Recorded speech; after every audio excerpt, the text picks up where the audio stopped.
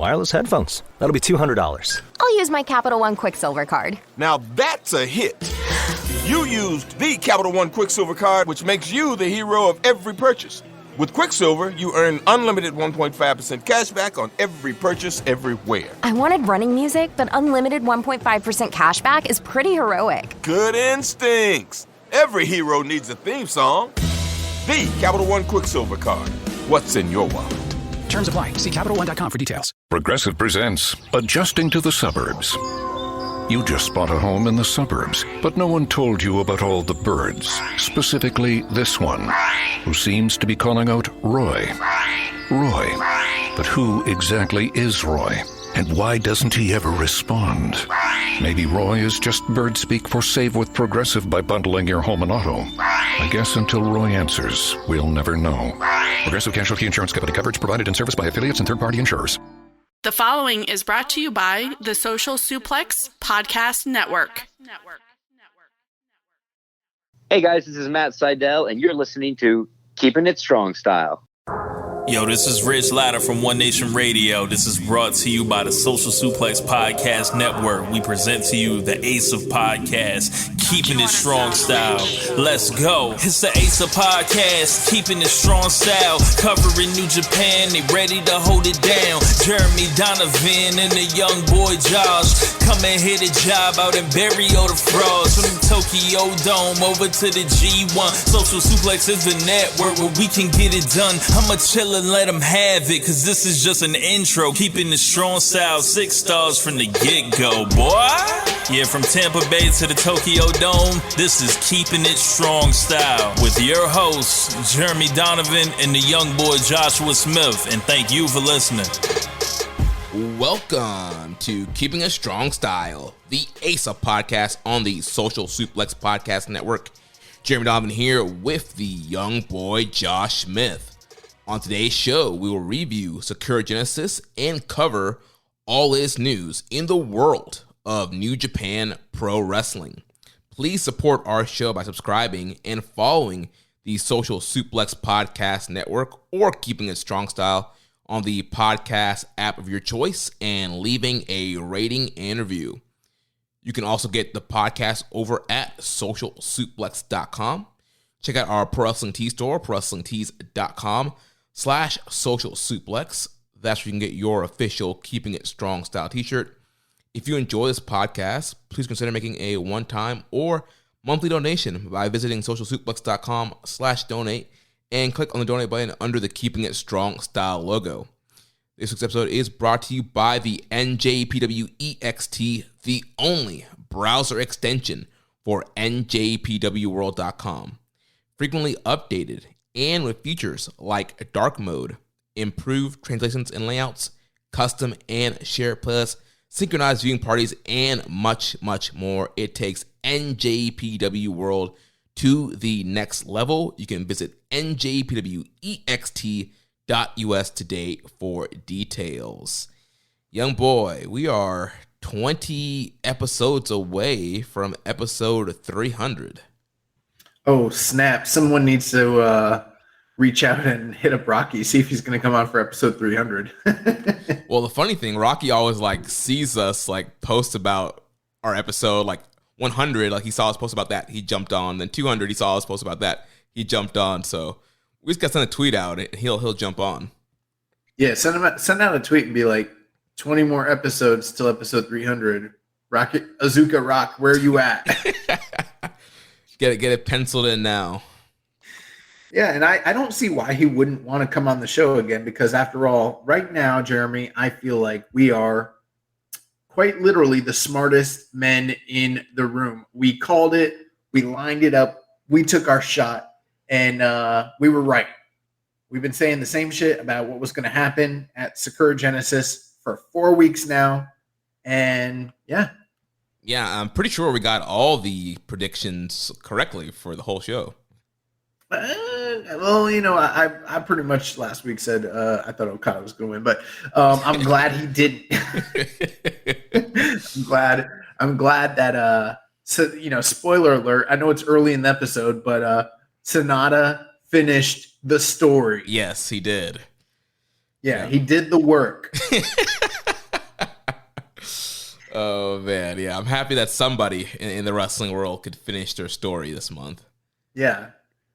Oh man, but yeah, I'm looking forward to episode 300, and I'm looking forward to reviewing this. And I feel like so much stuff has happened this past week. It's kind of crazy. Yeah, like a bunch of news like dropped after Sakura Genesis, a bunch of cards, tour dates, match announcements. So we'll get into all of that. But first thing that I want to cover real quick was Switchblade Jay White. Na na na na na na na na. Hey hey hey. Goodbye. So yeah, Switchblade Jay White, he has signed with All Elite Wrestling, and he made his AEW debut last Wednesday on Dynamite. The show opened up. It was supposed to be Rock Hard Juice Robinson versus Ricky Starks. As Ricky Starks was making his entrance, we heard the familiar Switchblade music. Out came Jay White, jumped Ricky Starks, him and Juice beat down Ricky, and then the Bullet Club music started playing, and they threw up the old Prince Devitt handgun symbol and knocked hands together. Then we got the Tony Khan tweet, Jay White is All Elite. Jay White retweeted saying Bullet Club black and gold. So Josh, what are last week we were talking about, Bullet Club Impact and Bullet Club Rogue Army, Bullet Club House of Torture. Yeah, speaking of somebody that needs to fucking finish the story, wrap it up, all right? So yeah, about a month away from the 10-year anniversary of Bullet Club, we now have a Bullet Club AEW, Bullet Club Black and Gold, however you want to call it, with Jay White and Juice Robinson. What were your thoughts on Jay White's AEW debut? Unfortunately for me, I started the show just a minute or two late, and as soon as I got the show running, I'm like, the fuck? Why is Jay White out here? No, what? And I was just disappointed that I missed whatever transpired prior to that. But it was cool, to see that he's found a landing spot. It was pretty much down to either AEW or WWE, so not that surprising, especially considering how seemed like sources within WWE were trying to bury the lead on this earlier this past week. The story broke, nobody in WWE has been talking about Jay White. There's nothing mentioned about him over WrestleMania weekend. It's like, okay, well, we know what's happening on Wednesday now. Yeah. But I do have to say, I'm a little critical of I'm glad for the guy that he's there. Hopefully, I think that there's probably very good things on the horizon for him in AEW, although I've had my misgivings about that decision. At one point, I felt like WWE might be the better landing spot, but, given recent changes in management and everything, who knows if that was going to pan out for him long term. I don't know. But in terms of just the actual debut, I got to tell you, Jeremy, I did not think this was a good debut whatsoever, okay? Because a couple of reasons. Number one, as good looking as Jay White is, as built as he is and everything, he's got a presence about him, no doubt. He just came out in jeans looking regular, like just a dude. You know what I mean? Yeah. And he came out at the very, very start of the show, and I don't know if the thought was big surprise, Jay White, and a lot of people will tune in and that will bump the number up. Maybe that was successful. I didn't look at the ratings, but I don't know. I feel like he should have been a 9 o'clock guy. You know what I mean? Right. Yeah. Top of the 9 o'clock hour. That that big quarter right there. Yeah. So I feel like that's a little. I don't know if I'm trying to kind of gauge where they see him today, and obviously things can change. I don't know. Coming in at the very start of the show to align with Juice to jump Ricky Starks doesn't scream world beater to me. I could think of probably 10 guys in the company that have had better introductions to the brand. Now, granted, they did introduce him to AEW prior to this when he like had his interactions with the Bucks and everything with Forbidden Door. But in terms of like, I'm here and I'm making a big splash, I didn't think that was the strongest debut of a new character. And I don't know, him and Juice just doing Bullet Club again and trying to, I don't know, put the puzzle pieces together. I've been making jokes about all the various Bullet Clubs past couple weeks, but now it's actually come to fruition. There really are Bullet Club members in AEW and PWA and New Japan and Impact all simultaneously. Plus WWE plays off of the Bullet Club brand the as OC, well. Yeah. So it's getting a little bit long in the tooth. I know we've said that a lot, but you have a chance for a fresh start to do something new and exciting with the guy. He just left New Japan and they're going with the old hat. I don't think that's, I don't know. To me, that's not that compelling, but hey, I might not be the right demographic. I'm sure that people that love Jay White are super excited to see that he's throwing up the old, the shooter symbol hand gesture. So I don't know. This did not scream to me Bryan Danielson or CM Punk or Samoa Joe or Adam Cole, any number of big names they brought into the company, Yeah. Yeah, I mean, overall, I thought the debut was fine. It was a good surprise. They normally don't start Dynamite off of an angle like that, so it did kind of catch your attention when it was happening. Like you, I did think that WWE could have been a better landing place for him.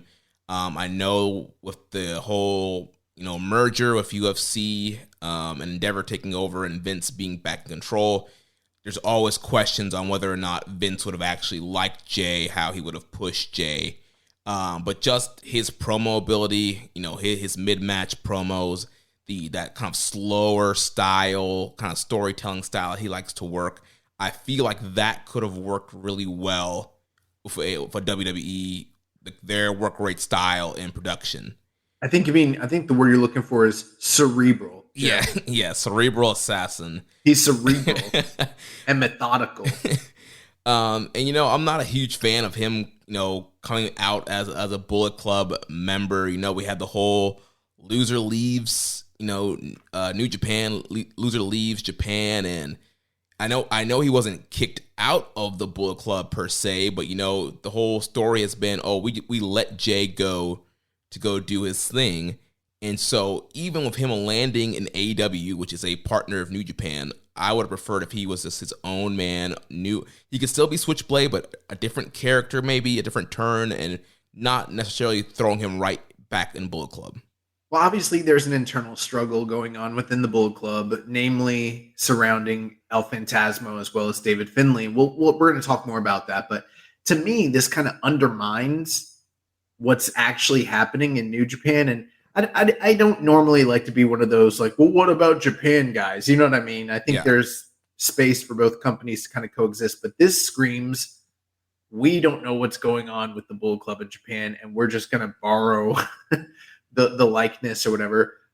Maybe, I don't know, maybe him and Juice will spin off and do something that's they'll start it off as teasing like this is the Bullet Club, and it will turn into its own thing, which I think is probably the angle they should take here, because why do you want to get bogged down in the weeds with internal struggle with the Bullet Club when, the guy was already kicked out? You know what I mean? Yeah.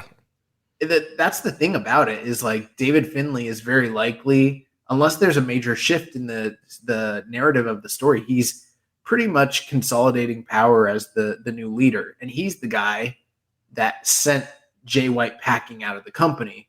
So how do you rectify from just a storytelling standpoint that he has started his own branch of the Bullet Club with Juice, who is supposedly aligned with the OG Bullet Club in Japan? That doesn't make sense. You know what I mean? Now we're getting it's too convoluted.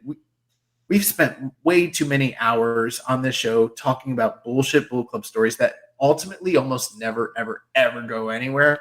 It just kind of sucks.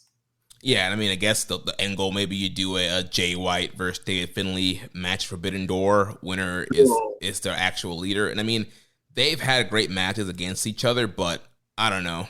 I'm not screaming to see another Jay White, David Finlay matchup. We should have a tournament.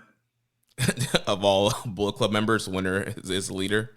All the top representative leaders of Bullet Club, you just throw them in there, round robin, and it'll be good. Oh man. I don't have much more to say. The funny thing is, so much news dropped even on that episode of AEW that like this kind of became an afterthought. I do think though, and I will say this, we've always said how talented we think Jay White is, and as lackluster as I found the introduction of him as an official signed member to the AEW brand, I'm sure based on all of his skill sets that he's probably going to get a look.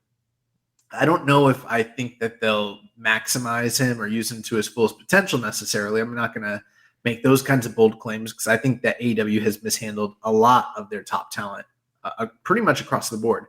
But I wouldn't be surprised, this is just my guess, if he winds up being somebody that wrestles the top guys, wins sometimes, loses, and really busts his ass early on to kind of endear himself to the brand, kind of the same way Harush did that when he first got to the company, same way how Jay Lethal did that when he first got to the company. And both guys elevated their stock in the company very quickly. And so I wouldn't be surprised. I don't know if I see Jay White as tip top star in the company. Even just the way they introduced him doesn't scream that.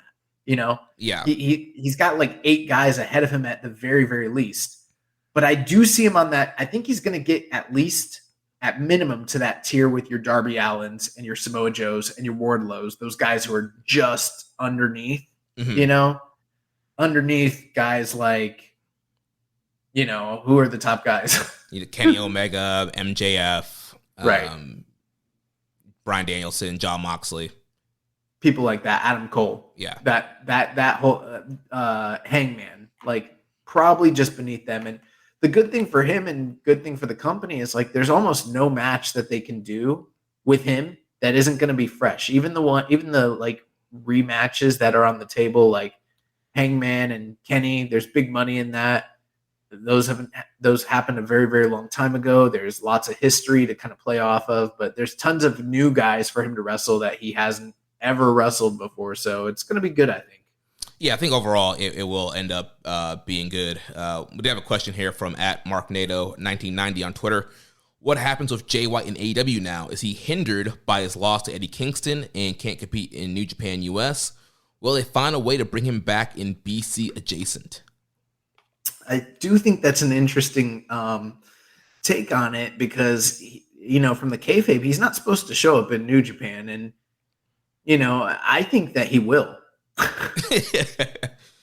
Just like how we've said it before, Tenzan's not supposed to be throwing Mongolian chops, but he does, and I don't even think that they'll even take as much care or consideration to really give us a plausible explanation for it. Maybe who's going to give us the best explanation is Kevin Kelly making it up on the spot with no directive from the company whatsoever. And he's going to be like, he's not supposed to be here, but this is under the guidance of Tony Khan. That's going to be like his, rationale or explanation. Right. Yeah. He's here as an AEW guy. Right. He's an outsider from AEW. He's not necessarily a New Japan contracted wrestler. But I think they all thought he was really going to WWE, and that's why they made those strong stipulations. And now they're like, fuck, we might have to work with him again. Well, I'm sure he thought he was going to WWE. I mean, I think he had tons of negotiations with them, and reports say that they all kind of fell through, and management wasn't really following up with him towards the end, and the whole merger I'll tell you what, this is just my speculation, but just from my personal, experience in like business with, a finance background, I think that once they started getting serious about the merger talks, they just froze everything, and that's probably what happened. And what are you going to do? Tell the guy that you're not hiring that the reason you're not hiring him is because you're about to merge with the largest, other sports. Like you're not going to tell him why. You know what I mean? We're about to make more money, so we can't hire you. Right. I think there was a lot of speculation about how the company viewed him and, desire to sign him. And maybe some of that could possibly be true. We don't really know. But I think the most likely scenario is they were in talks to sign him, and then they struck too late, and the merger took place. And once a merger starts happening, that's it, finito. They start freezing hiring and everything like that until the merger is done. And even after the merger is done, they're going to be laying off a lot of people. So they're probably not going to be hiring. I mean, Eric Young's still been working for the company over a year, and he doesn't do anything. He hasn't even shown up to work, and he's getting a lot of money paid to him. He's on that Lanny Poffo. Yeah. Oh, man. All right. Well, let's move on now and talk about this past weekend Sakura Genesis show. Great show from top to bottom. You didn't think it was a great show? No, I'm just playing. No, I thought the show was great. Yeah. So we'll start from the opening match, work our way down to the main event, break down everything, talk about all the news, and answer all the listener questions that came in for this. So the show opened up with the Shinichi Champion Grand Prix Celebration 6-man tag team match. So this was a mystery tag where the opponents were, picked by, the host of that Shinichi Championship Grand Prix show in that celebration of that show. And so that she came out, she was doing the ring announcing, and she put together this match here. And so it was Great Okan, Minoru Suzuki, and Toru Yano teaming up to defeat El Desperado, Hiroshi Tanahashi, and Yo, 13 minutes and 10 seconds. This was really fun and really funny. Just, I think it was a great way to kind of open the show too, because there's that sort of just unpredictable element, because not only are we breaching faction lines, we're also breaching good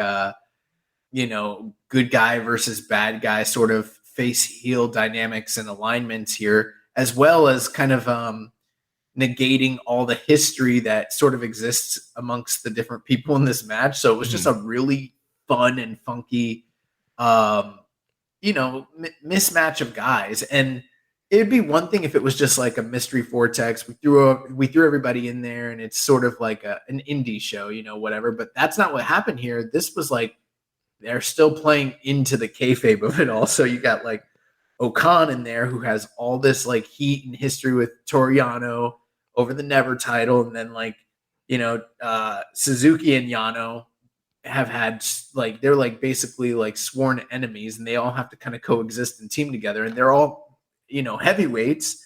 And then on the other side you got Yo and Tanahashi. Well, that makes sense, Hantai and Chaos, but then Desperado's there from Strong Style, and then you kind of consider like his ties with Suzuki, and they're on opposite sides of one another. And yeah, I mean, they're 2/3 of the Never 6-man champions.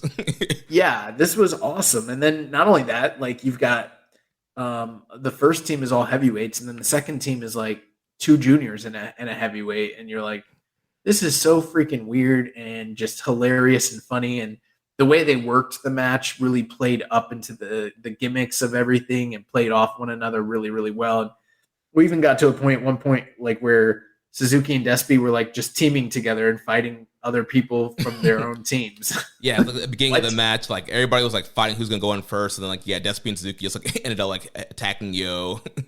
Then they started the match off. So yeah, it was really a fun interaction. I love that they played up on the history, and it's hilarious. Yano being stuck with Suzuki and Okan, like two like kind of like monster guys that are always like torturing him, and he's like being afraid to tag them in, and his interaction with them was like hilarious. And so yeah, it came down to the end where Yo and Desperado, they weren't working well together. Tanahashi was trying to be the ring general and kind of guide them on the triple teams.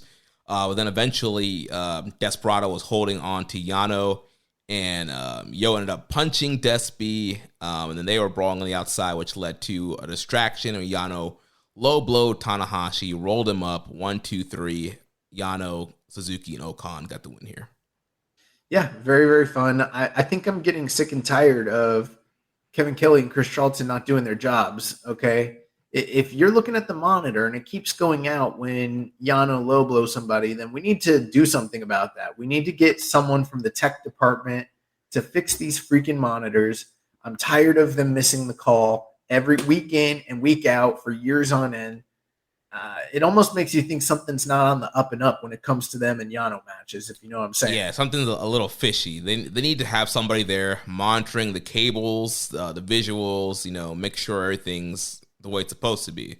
I think someone needs to be monitoring the commentary team, make sure that, they're not getting paid off on the side. I hear that Yano does very well with his DVD sales, and I just think it's suspicious, He does have that restaurant. Maybe he's offering, free drinks, Yeah, I don't want to besmirch the good name of Kevin Kelly, but you just never know. It just seems implausible at this point that he keeps missing all these low blows. We had a question from @MarkNato1990. He says, would you like to see more mixed faction 6-mans like the opening match? Who would be a dream 3-person cross faction team? Oh, awesome.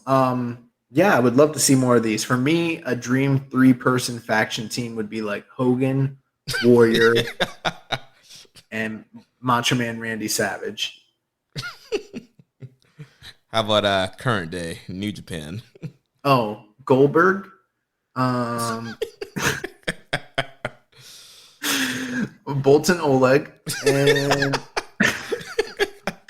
let's call him Brock Lesnar. Oh my gosh. Let's get that going. No, I don't know. What's a 3-man team you'd like to see? How about Will Ospreay, Shingo Takagi,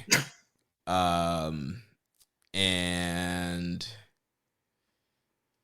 Tomohiro Ishii. I knew you were gonna say. I knew it. Okay. A bunch of rivals there. Shingo, Ishii have beef. Shingo and Will have beef. I don't know. This is too on the spot. I don't know. Let's go Doki. Okay. Mm-hmm. Doki number 1.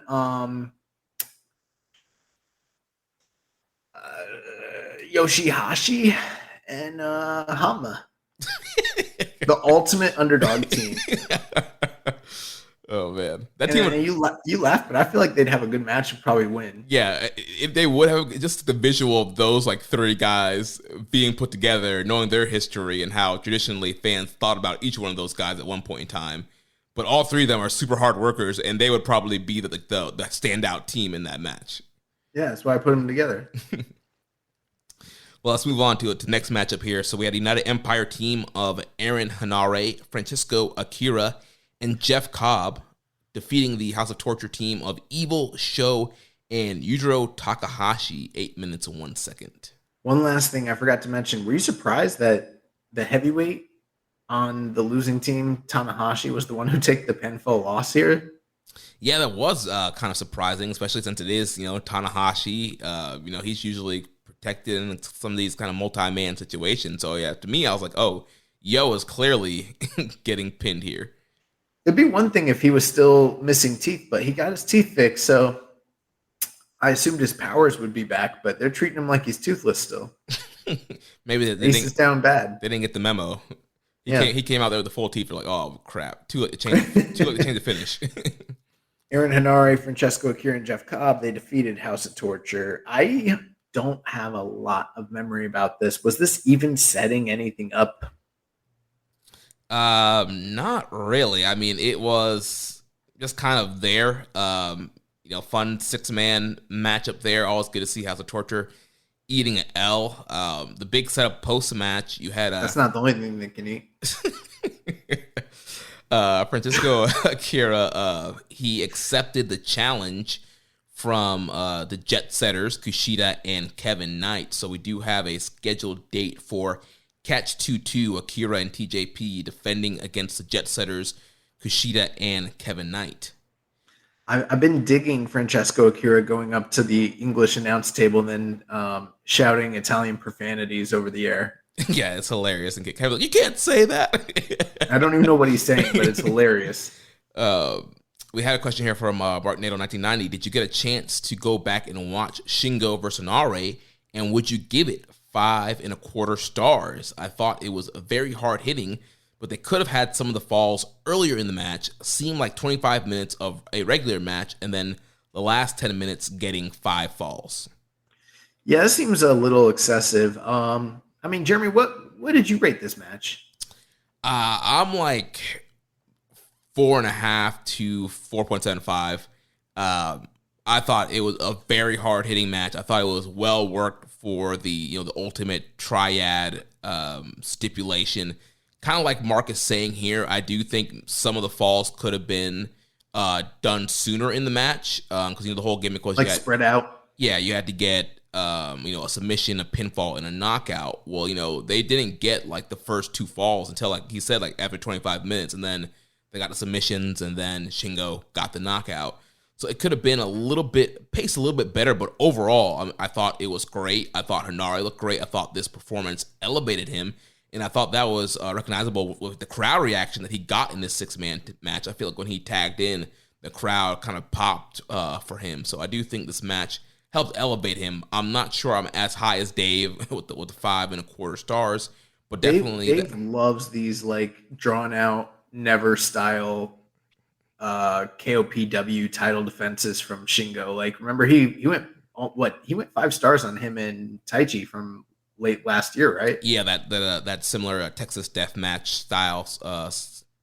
Which I thought that was fantastic, but I didn't think that was 5 stars. And yeah, but I'm like 4.5, 4.75. I definitely think it's potentially a strong style fight of the year candidate, and definitely as of right now a potential candidate for match of the year.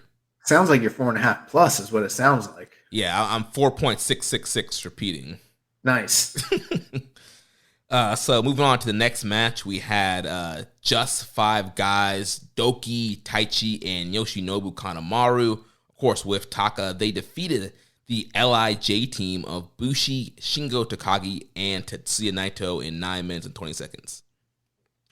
Yeah, and we kind of got the debut of Kanemaru's new outfit or new gear. Yeah, so he's not the only, Sonata's not the only one in the group with a new look. Kanemaru sporting something that's a lot less grimy than what we've been seeing from him from the past few years. In fact, this outfit very much, although it was a lot more sparkly, it very much more reminded me, like it was reminiscent of the type of gear that he wore in his heyday during his like Noah run. Yeah, he debuted those last week during the Road to show. The shows I didn't watch. But yeah, he looked great. For me, it doesn't count unless it's on the big show. that Don Callis. Yeah. Yeah, but yeah, Kanemaru looked great. He's like, yeah, I'm getting a push. Oh, I'll get the new gear. I'll get the jacket.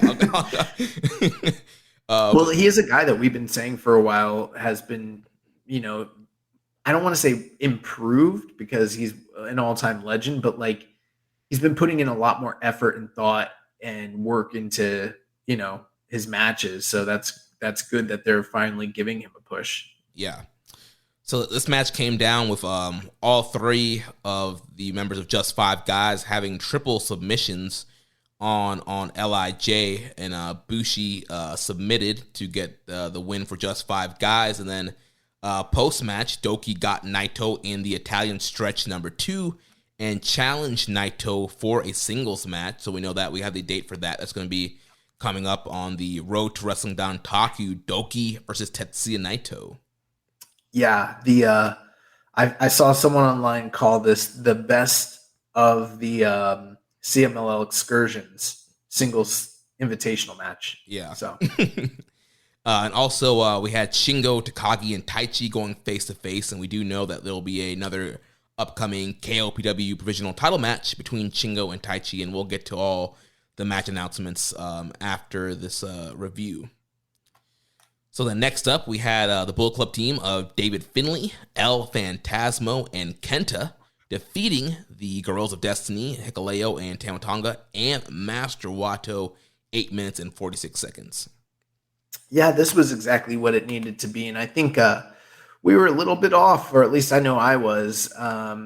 You'd mentioned last week that there was a high possibility for an angle. And I kind of said, well, there might be a tease of an angle, but I expect this to kind of just be the setup for a hot blow off coming up in May at Dontaku. But I do expect there to still be an even bigger angle down the road for the next big show. But This was not a little angle by any means or stretch of the imagination. Like everything that's been building up between ELP and David Finlay came to a head here. These guys were very much at odds with one another all throughout the match, not wanting to tag. When they did, it was with punches and, chest slaps and all sorts of signs of disrespect one to another. And yeah, it was very, very heated all throughout the match. They just were not on the same page whatsoever. Yeah, before the match, ELP gave one of his hats to one of the kids in the crowd. Finlay did not like that, went over, threw the hat, and then ELP on the slide gave the kid one of his shirts.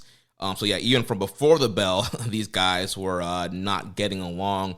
And so the finish was ELP hitting the sudden death on Wato to get the win for the Bullet Club team. But then post-match, there was a beat down of Hikuleo, Tama, and Wato.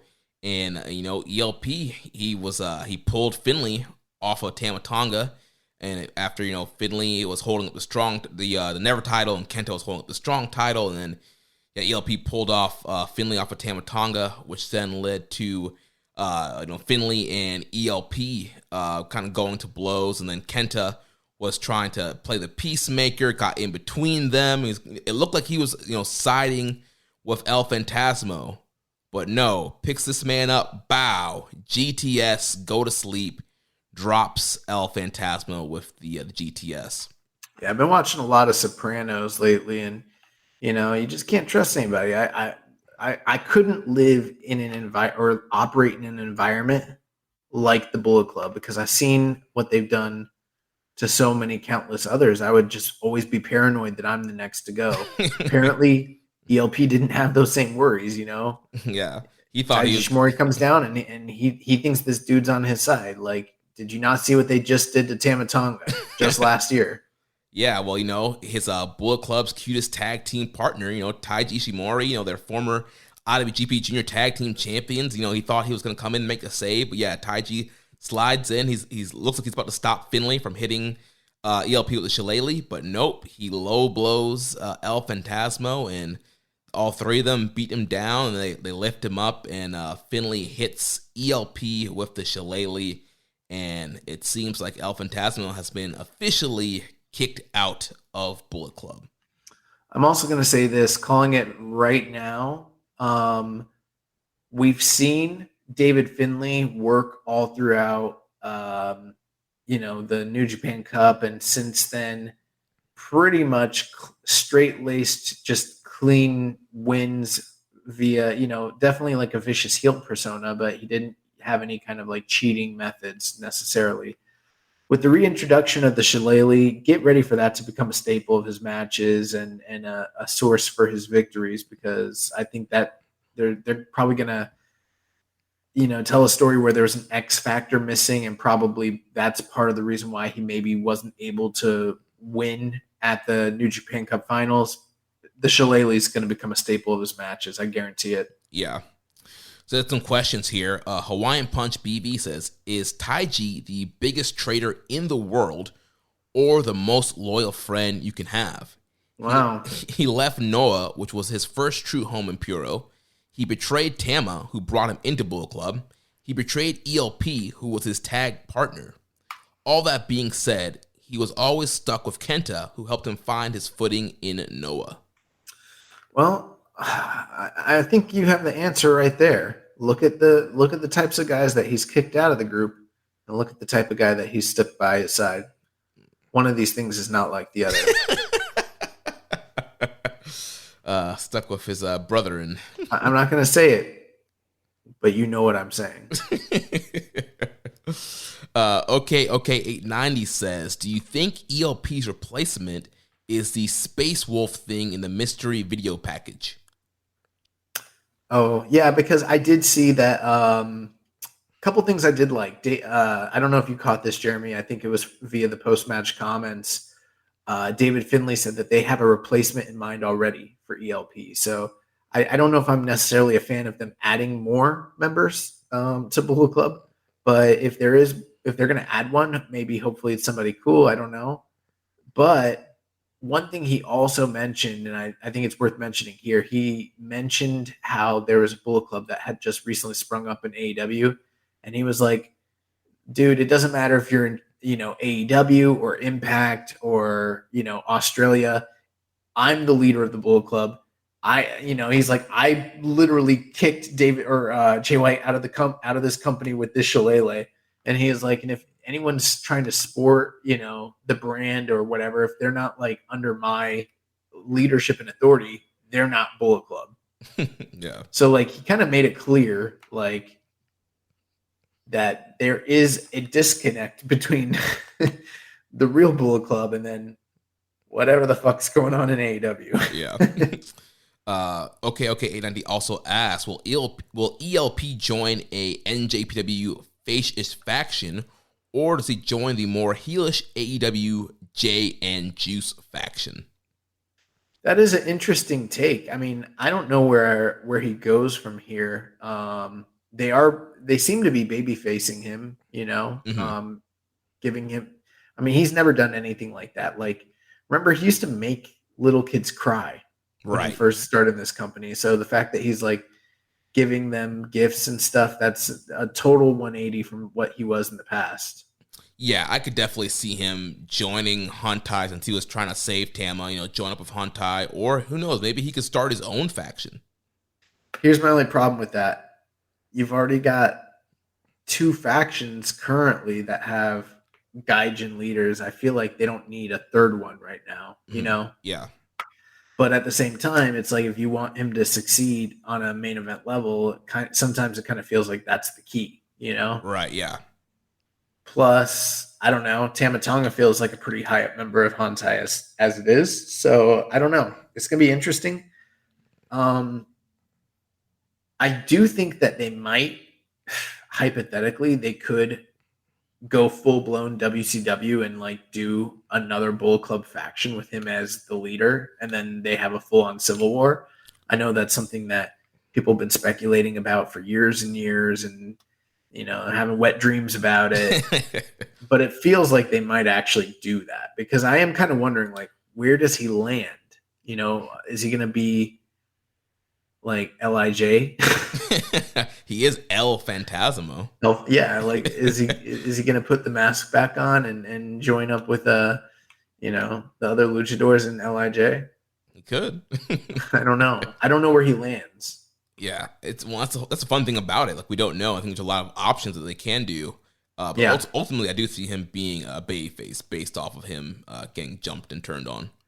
I would say yes, but then again, Kevin Nash was a babyface, but then the next night he got finger poked by Hogan, and then it was all big riff. They all turned heel again. So you never know. History repeats itself, Jeremy. That's true. Yeah, time's a flat circle. Less Commission 7252. Did the Bullet Club angle benefit Dave Finlay to be taken seriously by fans that questioned his heel turn 2 months ago?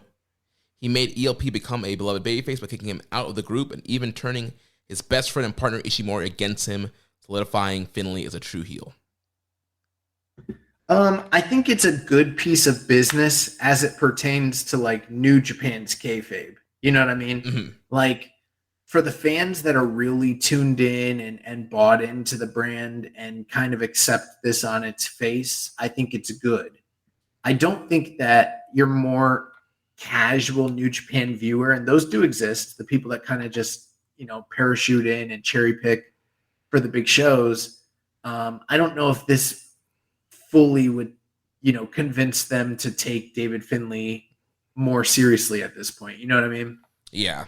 I mean, I thought his work in the New Japan Cup was great, and the initial turn on Jay at Battle in the Valley. I thought everything that they've done with him so far has helped his credibility and elevated him from kind of that status that he was when he was just, in Hantai to where he is now. I agree. I think that the other thing this did too was it followed the more traditional roots of what Bullet Club does to people when they step out of the ranks or, fall out of line or whatever. Mm-hmm. So I think that sort of helps his case as being true blue Bullet Club at this point, the real leader, because they're utilizing classic Bullet Club tactics at that point. Yeah. Rambone Slam Pig asks, he says, I'm looking forward to seeing El Phantasmo moving forward as a face without the burden of the latter-day watered-down Bullet Club. Where do you see him landing, and what do you think comes next for him? That's a tough one. I think it kind of echoes some of the concerns I mentioned just a little bit ago, because he is a gaijin, and obviously with Jay White leaving, that opens up a slot at the top, and you could make the argument that maybe Sonata has sort of already kind of, gotten into that role. But there was always kind of a thing of like, who is the top, Westerner or foreigner in the company? And for a long time, that was Jay White.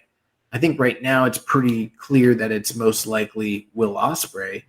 But we've talked about how Jay White's departure has kind of created a bit of a power vacuum, along with other people that have left the company, like, Kota Ibushi, for instance. Mm-hmm. So maybe there's space for him, but it's kind of crowded right now. You've got Zack Sabre Jr., who's right up there. You've got Tama Tonga, who's right up there.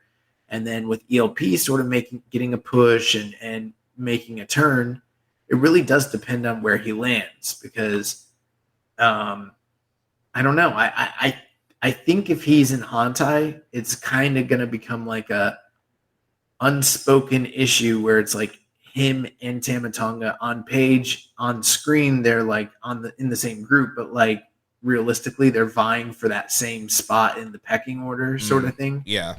Which might be good. That might create more urgency from both of them to put their best foot forward, which, they always do, but even more so. But I don't know. Because I think a lot of people want to see ELP pushed to the next level. And so far, he had some really great accolades at junior, but he never did win the junior title, and he's never held a singles title in New Japan at all. So I kind of feel like the Never belt is the next logical step for a guy like him.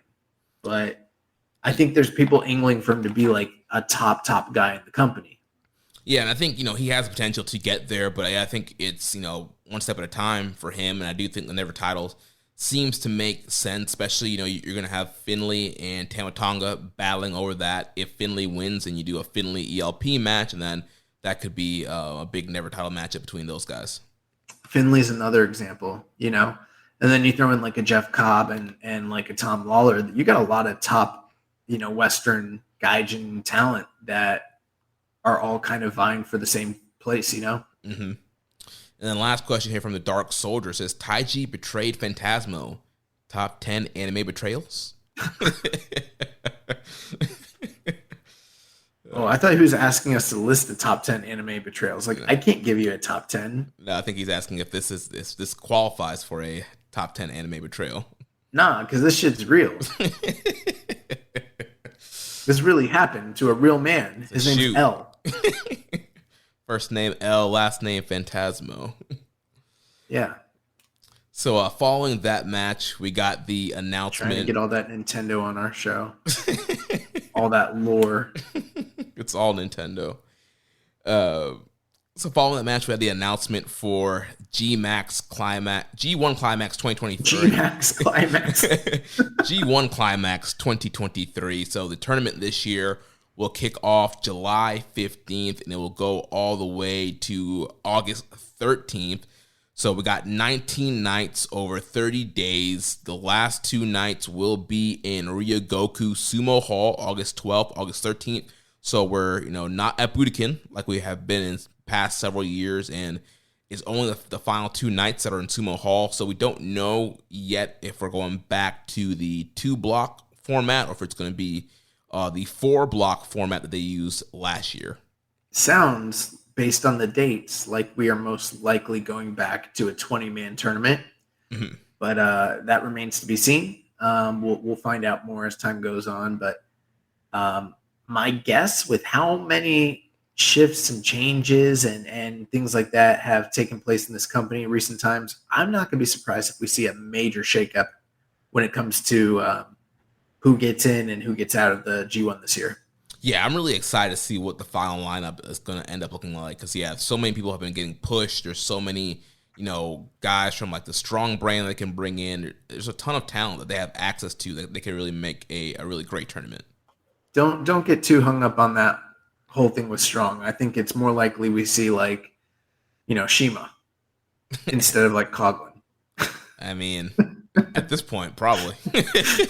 You think tell me when I'm telling lies.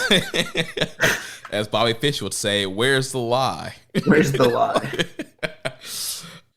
So after that, we had the IWGP Women's Title 3-way match. Mercedes Moné defeats Azumi and Hazuki 13 minutes and 53 seconds. And that dude named Menace asked thoughts on the women's triple threat match. So, young boy, what do you think about this matchup here?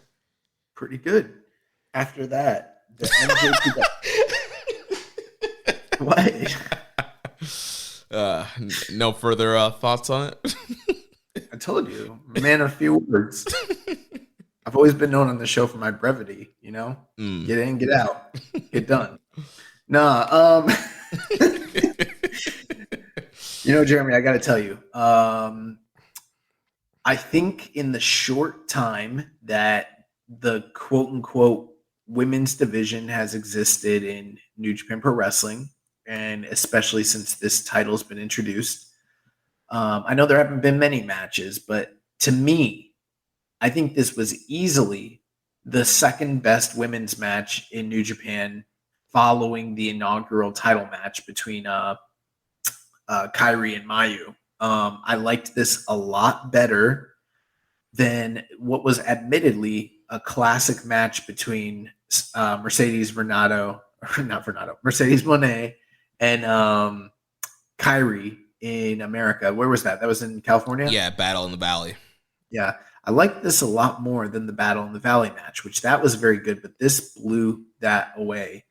And I know last week I had some critical things to say about not so much Sasha, but some of it is, some of the things I did say were pointed at her. More so, a lot of it was pointed at the fan base. But I'll be the first to admit I had some very serious sort of misgivings about whether or not Sasha could work this style of match. Of course, I keep calling her Sasha. We all know that Mercedes is, or at least if you talk to someone that's really knowledgeable about pro wrestling, they'll probably admit that at worst, Mercedes is probably a top 5 women or U.S. women's product of all time, but many people consider her the best, myself included. Mm-hmm. But, working in America, working under the WWE banner, that's a very different style than the style that is, used in Japan, namely in Stardom. And not only that, there's a variety of different style of matches under the Stardom banner. A lot of different type of performers, a lot of different types of matches. And her challengers, Azumi and Hazuki, they both are very much well known for their work within the high speed division. And I just wasn't really sure, as good as Mercedes is, I've never denied how great she is, but I really was not confident that she could work that type of technical, fast-paced, high-octane work rate style. And the only thing that she'd ever really done that I personally recall that even kind of somewhat resembles that is maybe like, remember they had that women's 4-way for the title with all the horsewomen back in NXT years ago? Yeah, one of the takeovers. That might be the closest thing I can think of that we've seen to her being able to do this. And they went out there and they had what was, in my opinion, the second best match of the night and a true classic. I mean, in under 15, this has got to be one of the best sub 15-minute matches I've seen in a long, long time. I just thought it was really excellent. I thought that it was laid out super well. All 3 girls looked like top world-class athletes and performers. And Mercedes proved to the doubters, myself included, that she belongs in this division and is every bit the talent that these other girls are. Now, I will say, I do think that she was probably, as crazy as this sounds, the least of the three girls in the match. But she proved that she can hang with them at this level, having never done a match in that style ever before, not, or at least to public eyes. And not only that, she took her lumps. I mean, there's that pretty famous GIF that's kind of going around the internet where Hazuki's over her and she's raining down forearms, and one live round just catches her like flush in the jaw. And I saw a lot of the crew were clutching their pearls and freaking out about it. And I'm like, yeah, if she stays working in Japan, that's going to be the least of her worries, because this was light compared to what some of the other girls like, Shuri and Get in there with Shuri. Yeah, like that's going to be a whole different story. But I think Mercedes at this point has earned my respect enough. And I mean, my respect doesn't mean anything, but as a fan and as someone who breaks down wrestling, I feel that even though she didn't grow up doing this style, she is so adaptable and so talented that given just a little bit more time, I think that she could easily be at the top with many of the women that are at the top of stardom. There's no reason that she wouldn't be able to, excel working this style. And granted, I know this was high speed, but I think that she probably had a large hand in laying this match out. Like her fingerprints, the way it was laid out and the segments and the sequences, they just screamed like peak women's NXT heyday, like match layout. Mm-hmm. And that's something I don't think people give her enough credit for, is like the type of exposure she had to doing those types of matches. And this had her thumbprints and fingerprints all over it. And I was just really, really impressed, top to bottom. I thought this was a classic. Yeah, I thought it was a great matchup. I thought Mercedes looked great. Like you're saying, yeah, she really showed that she could do that high-speed style. Obviously, Hazuki and Azumi, they do this style in their sleep, and obviously they're excellent at it. So, obviously they were one step ahead of her, but she still hung in there with them. There's no parts of the match that I felt were sloppy or broke apart.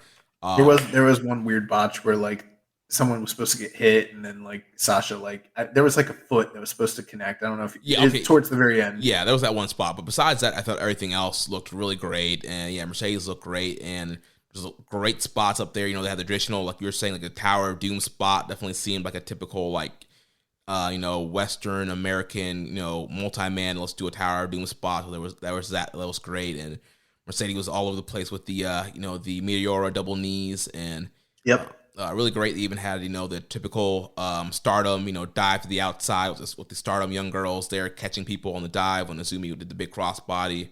They were all diving, and it was really awesome. I loved the the sequences where it's like, I'm submitting you, no, now I'm submitting you, no, now I'm pinning you, now I'm pinning you, and it's like back and forth. I'm like, oh, this rules. Like, this is so much fun. Yeah. And then towards the end of the matchup, Mercedes dropped Azumi with the moneymaker onto Azuki and got the pin and retain the championship. Then after the match, Mayu Iwatani walked down to the ring and challenged Monet for the title, Yokohama Arena. Monet tried to say something in the mic. It didn't work, but she ended up slapping Mayu and walking off of her title. Oh, see, I didn't catch that. I thought that was a choice. I guess I wasn't paying enough attention. I thought she was about to say something, and then she just dropped the mic and slapped her. And I was like, oh, she's going to let her fist do her talking. Maybe that's what she was trying to do, but it looked like she was trying to say something, like a quick one-liner. You're probably right. Looking at one of the questions here, they also implied that there was a mishap, so I must be mistaken. But to me, it came off like, oh, she wants to smoke. Like, this, let's go. This is cool. So, where were you star ratings wise? Like 4.25 plus. That's what I'm at, 4.25.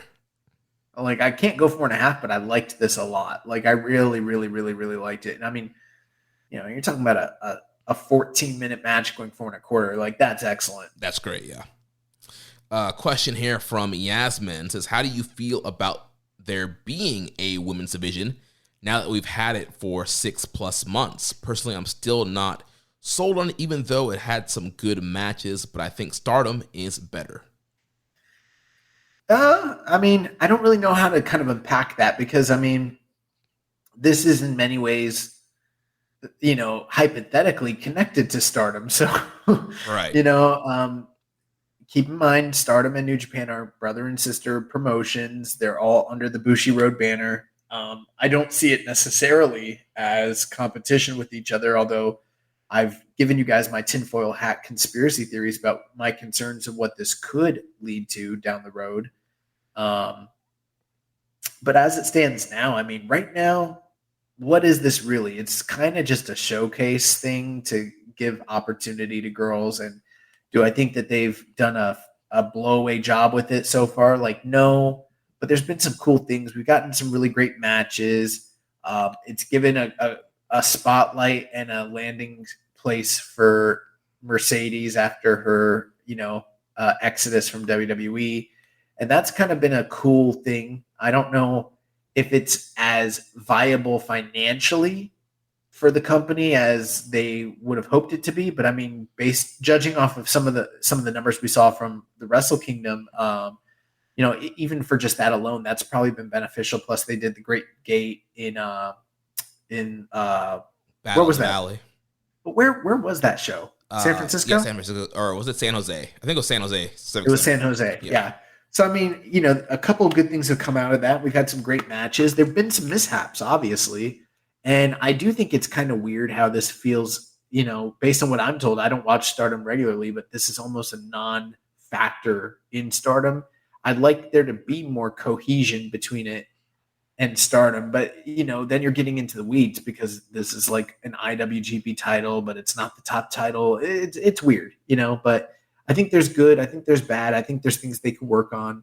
But I think next, with them having a big show and this title being on that show and having a huge money match between Mayu and Sasha, that in Stardom, that's going to be a big deal.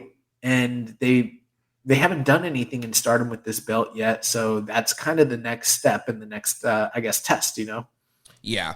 Right now, it's even very hard to even call it a division because, like you said, they've been doing a few spotlight matches and they're using women from Stardom. I mean, Mercedes is the only woman that's not in Stardom that they have been using on these shows. I know that the plan, I think, in the future in the U.S., they'll probably start using indie women or unsigned, American talent, maybe even some AEW women to challenge for that title on U.S. shows. But for the most part, we're seeing Stardom talent. Mercedes is signed to Bushiroad. So we don't really quite have a division. We're just having these, highlight matches on some of these big shows. So, I mean, the matches overall have all been great, probably for the exception of the Wrestle Kingdom match. It went super short for the angle to debut Mercedes. Even that was excellent for what it was. Right. And so all the in-ring stuff has been great, but we're not seeing any builds on the Road 2 shows. We're not getting promos. There's not really, the company doesn't really talk about it until the matches happen, and it's a last-minute announcement on social media. Oh, by the way, we're having this 3-way women's title match this Saturday. Check it out. You're absolutely right. And you know what? I wish that's something I had thought of saying just then. I'm glad you brought it up. And something we probably should have discussed last week when we had Karen on the show, because you're absolutely right. From all reports, people that we've heard from, it sounds like this was an initiative from Bushiroad and from higher up management, not necessarily like Gato's whole bag. So it's not something that is being promoted on regular week-to-week television or, on the regular Road 2 shows. It's not something that's being discussed in their social media. It is kind of a non-factor until it's time to trot the girls out, which, that's pretty much like Fabulous Moolah-ism, Seriously, yeah. They're not working, they're working like June Byers and the girls from that side of things, but they're being promoted like it's just a added attraction, which is probably not the right way to go with this. And another reason why I said there's good and bad with this. Yeah. it's one of those situations. It's kind of like when your parents, there's one kid they make you play with, even though you didn't want to be friends with that kid. Like, no, you got to play with that kid. You got to invite him to the party. You're like, no, it's like, that's a good analogy, Jeremy, but it's like your little cousin that you don't want to, they come over for the summer and they're like, all right, I'm going to my friend's house. Yeah, and you're taking your cousin with you. You're like, dude, he's 7, I'm 9. What are you talking about? He's not coming with me. He's still into like Teletubbies. No. Yeah. We're going on an adventure. He's a little kid. Yeah, exactly. Next question here from Oscar Rooney says, do you think Mercedes Moné will be able to conquer her toughest opponent in Japan? The microphone. So far, she's 0-2. If you also take into account her her promotional videos and press conferences, she might have an even deeper no-win streak. So yeah. Oh, but yeah, that's pretty funny. There was one funny spot in this match where towards the beginning, she was talking to Azumi and she's like trying to get her handshake and she was like, AZM. And she's like, I'm no AZM, Azumi. Oh, Azumi. And shakes her hand and they jumped Hazuki. yeah. Azumi got heated at the press conference and she's like, it says AZM, but my name is Azumi. I guess the last thing I'll just kind of say about all this is like, I know I had some critical takes last week and I pretty much stand by them because I do still have some concerns as it pertains to the Sasha experiment. Not because I don't like Mercedes. I like her a lot and I would love to see her stick around and continue to compete. Even if it's not as champion or as champion, it doesn't matter. I think she's an incredible addition. And I think long term, she could really thrive in this environment. And I think she could be a huge benefit to the boom that's ongoing with women's wrestling in Japan. My concerns are more so along the lines of like, how does the companies and therefore the talents that are working in the companies benefit from all this if it's just a cup of coffee, run where she's here, she works these matches, they're all great, but then it's really just gearing up for her to potentially go back to, say, WWE or to a long-term deal with AEW. And I mean, I don't know. I guess it's okay. Like, it's kind of similar in some respects to like what happened with Jonah, but we kind of have a bad taste in our mouth after what happened with Jonah because the dude's working, main event against Dexter Loomis. He's working Dexter Loomis. This guy beat Okada. Like, the fuck is happening right now? So I think that's part of my concern. And more so, not even her, I guess the other thing too, and we should probably bring it up since we're on the topic, there's already issues with the Sasha crew because they're angling for her to headline this. They're working, Yokohama Arena? Yeah, so April 23rd, Yokohama Arena, Stardom All-Star Grand Queendom. Now, keep in mind, again, I'm not the biggest expert when it comes to Stardom, but the red belt match that's taking place is Tam Nakano and Julia, literally the biggest, most hate-filled rivalry of the past 2 or 3 years in the company, and it's finally happening for the top title. There's no way that there's any match that you can probably think of that should go above that at a big Yokohama Arena show, but for fans who are very much unreasonable are already clamoring for her and Mayu to headline the show. And like, that just should not fucking happen. You know what I mean? And it's not because I don't think Mayu and Sasha aren't big enough names to headline. They definitely are. But in the kayfabe of the company, the red belt's the top title, Julia's the top star, and she's facing her most hated, rival that they've been building to since last year. Like, there's no way.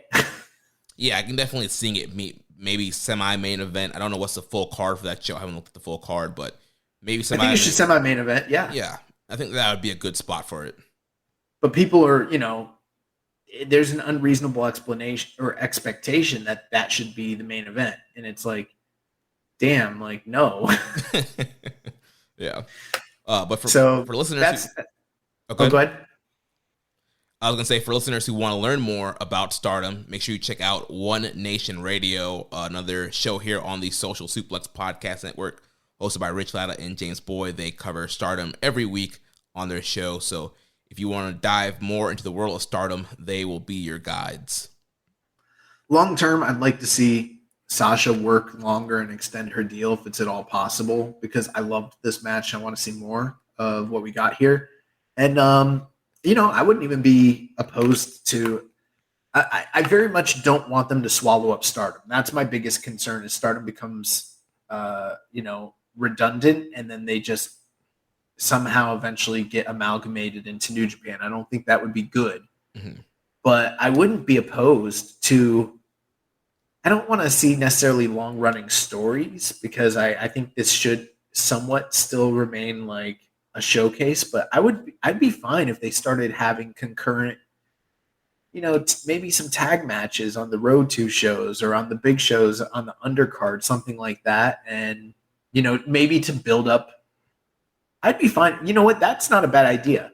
What about when they're having like an upcoming title match? What if they ran some, preview tag matches like they do on the Road Tos surrounding that title match? I think that'd be great. Also, during a tour like G1 or Super Juniors, you want to feature them, but on a tour like this, Sakura Genesis or maybe Dontaku, if they're going to do a title match there, you bring the Stardom women in, you do a multi-man tag, and you build up the title match. And I'm not saying that they need to be on the whole tour. Obviously, it's going to be a tough thing. You don't want it to be to the detriment of what they're doing with Stardom. They're also a live touring company as well. But it'd be cool to have, a couple showcase preview tags leading up to a title match. That way they're at least promoting it on some level, and we get video packages and all that sort of stuff. I would like to see them expand this a little bit. And you know what else? There could be some synergy where they're doing the preview tags in Stardom, or even like the preview tags could be here and the title matches over in Stardom. There needs to be more crossover. Yeah, definitely. So moving on to the next match, we had the NJPW World Television title match. Zack Sabre Jr., the champion, retains the title and defeats Roughneck Shota Umino 13 minutes and 35 seconds. More and more, because a lot of people, when they consume New Japan, they're not watching all the undercards and Road to shows like we do and how we break it down and review it for the show. A lot of Western fans pretty much just cherry pick big shows and big matches. And I've talked to a lot of people, and most of the people I've talked to pretty much just watched everything from the women's match on. So with that being said, they're not seeing the full development of Shota Umino the way we are. They're kind of just coming in for a big show, and if it's good, then they know. And if it's bad, then we're hearing about it. Mm-hmm. And so a lot of folks tuned into this match, and I thought New Japan, now they've already been doing this incrementally. We've been talking about it week after week, but like a lot of people got exposed here for the first time to kind of see the new real presentation of Shota Umino. And they did not only that, but they did a great job in Sumo Hall. It wasn't just that he was aimlessly in the back like in some of the other arenas, but they put him in the exact position that they do the famous walkouts for all the other sumo matches and the big pay-per-views and stuff.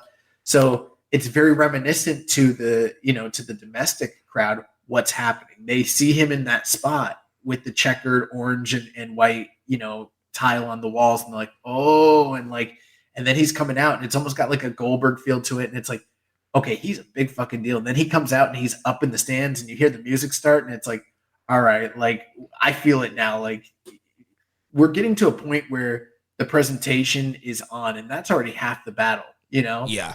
There's a lot of guys in wrestling that aren't necessarily the best wrestler, but they have a character, they've got a presentation, they connect with the crowd, and the people care about them. I mean, Tetsuya Naito doesn't even try half the time, and he gets by on this sort of shit all the time. And he's one of the big stars in the world.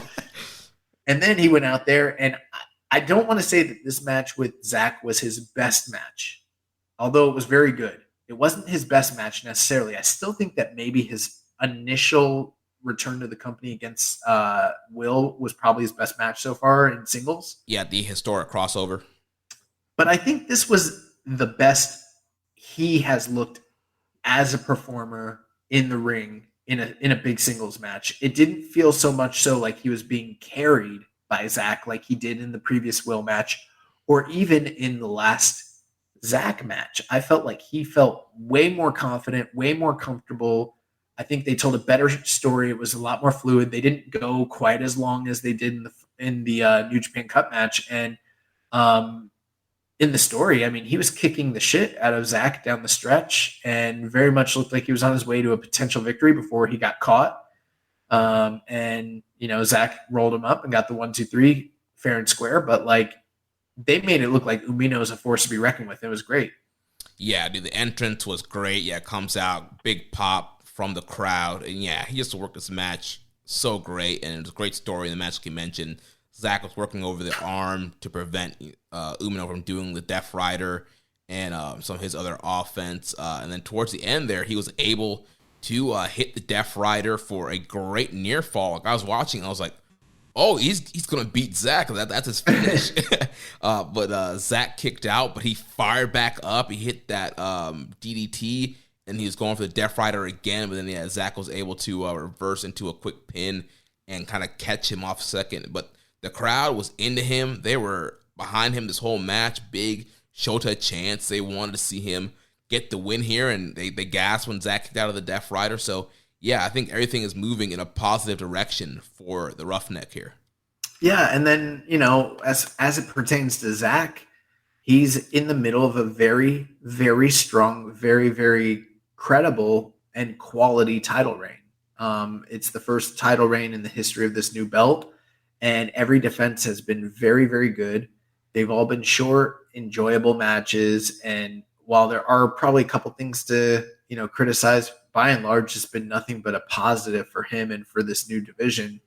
And whoever wins the belt from him is going to definitely get a boost from it and is going to have, you know, big shoes to fill. So glad to kind of see Zach carving out a niche for himself here in this little division too. Yeah, also, Zach was hilarious in the pre-match comments. So, you know, they do those NJPW World TV comments where the guys kind of say some quick words before the match, and it goes to Zach, and he's like, all right, you know, I always joke around at these things. I'm going to be serious, so here I go. Then grab his jacket. He's like, here, Shota, look at my shiny jacket. Do you want my shiny jacket? Come and get it. Come get my shiny jacket. When is Zack Sabre Jr. not hilarious? Yeah, it's awesome. But I do kind of agree with Zach making fun of the whole jacket thing. I do think that Shota needs to drop the whole carrying out the Death Rider jacket. Like, either wear it or just stop carrying it. I feel it's kind of a clunky part of his entrance. Yeah, I think that they're probably holding out hope that there's some sort of interaction between him and Moxley, maybe even a match that they're eventually going to try and build to, something like that. But it is interesting. I mean, I don't want to get too much into the lore, but currently Jon Moxley is a ultra heel in AEW, and Shota Umino's super babyface. So yeah, maybe you do some kind of mixed tag or, you know, some kind of tag at Forbidden Door. They team up, but then Moxley turns on him, breaks his heart, and then, you know, Shota has to drop the jacket and be his own man. We'll see. It'll be interesting. We had a question here from Les Commission 7252. Do you guys think that Zach and Taichi will meet some point down the line, either for the TV title or even the G1? That's one of the matches I'm hoping to see during Zach's title reign, or see them both announced in the same block. I hadn't really considered that too much. I was talking to a friend of the show, James Boyd from One Nation Radio this past weekend, and he joked to me, and he was like, you know, Taichi lost to Zach but found himself a Sonata. So, you know, the love affair with Zach and Taichi is over, but it would be pretty cool to see them in a match against one another. Either I'd be fine if it was in the tag ranks as well, but yeah, them against one another in the G1 sounds really cool. Them in a 15-minute sprint banger is also very good. So, yeah, I'd be definitely down for those guys having a match. Yeah, I think G1 would be a pretty cool spot to have them face off. So after that, we had the Something Is Coming video, and they had some new words talking about, rampage and carnage and destruction is coming to New Japan. So yeah, it seems like a big monster is coming in. Quentin Rampage Jackson. What is Rampage up to nowadays? He's fat. That's Scott Steiner. He's fat.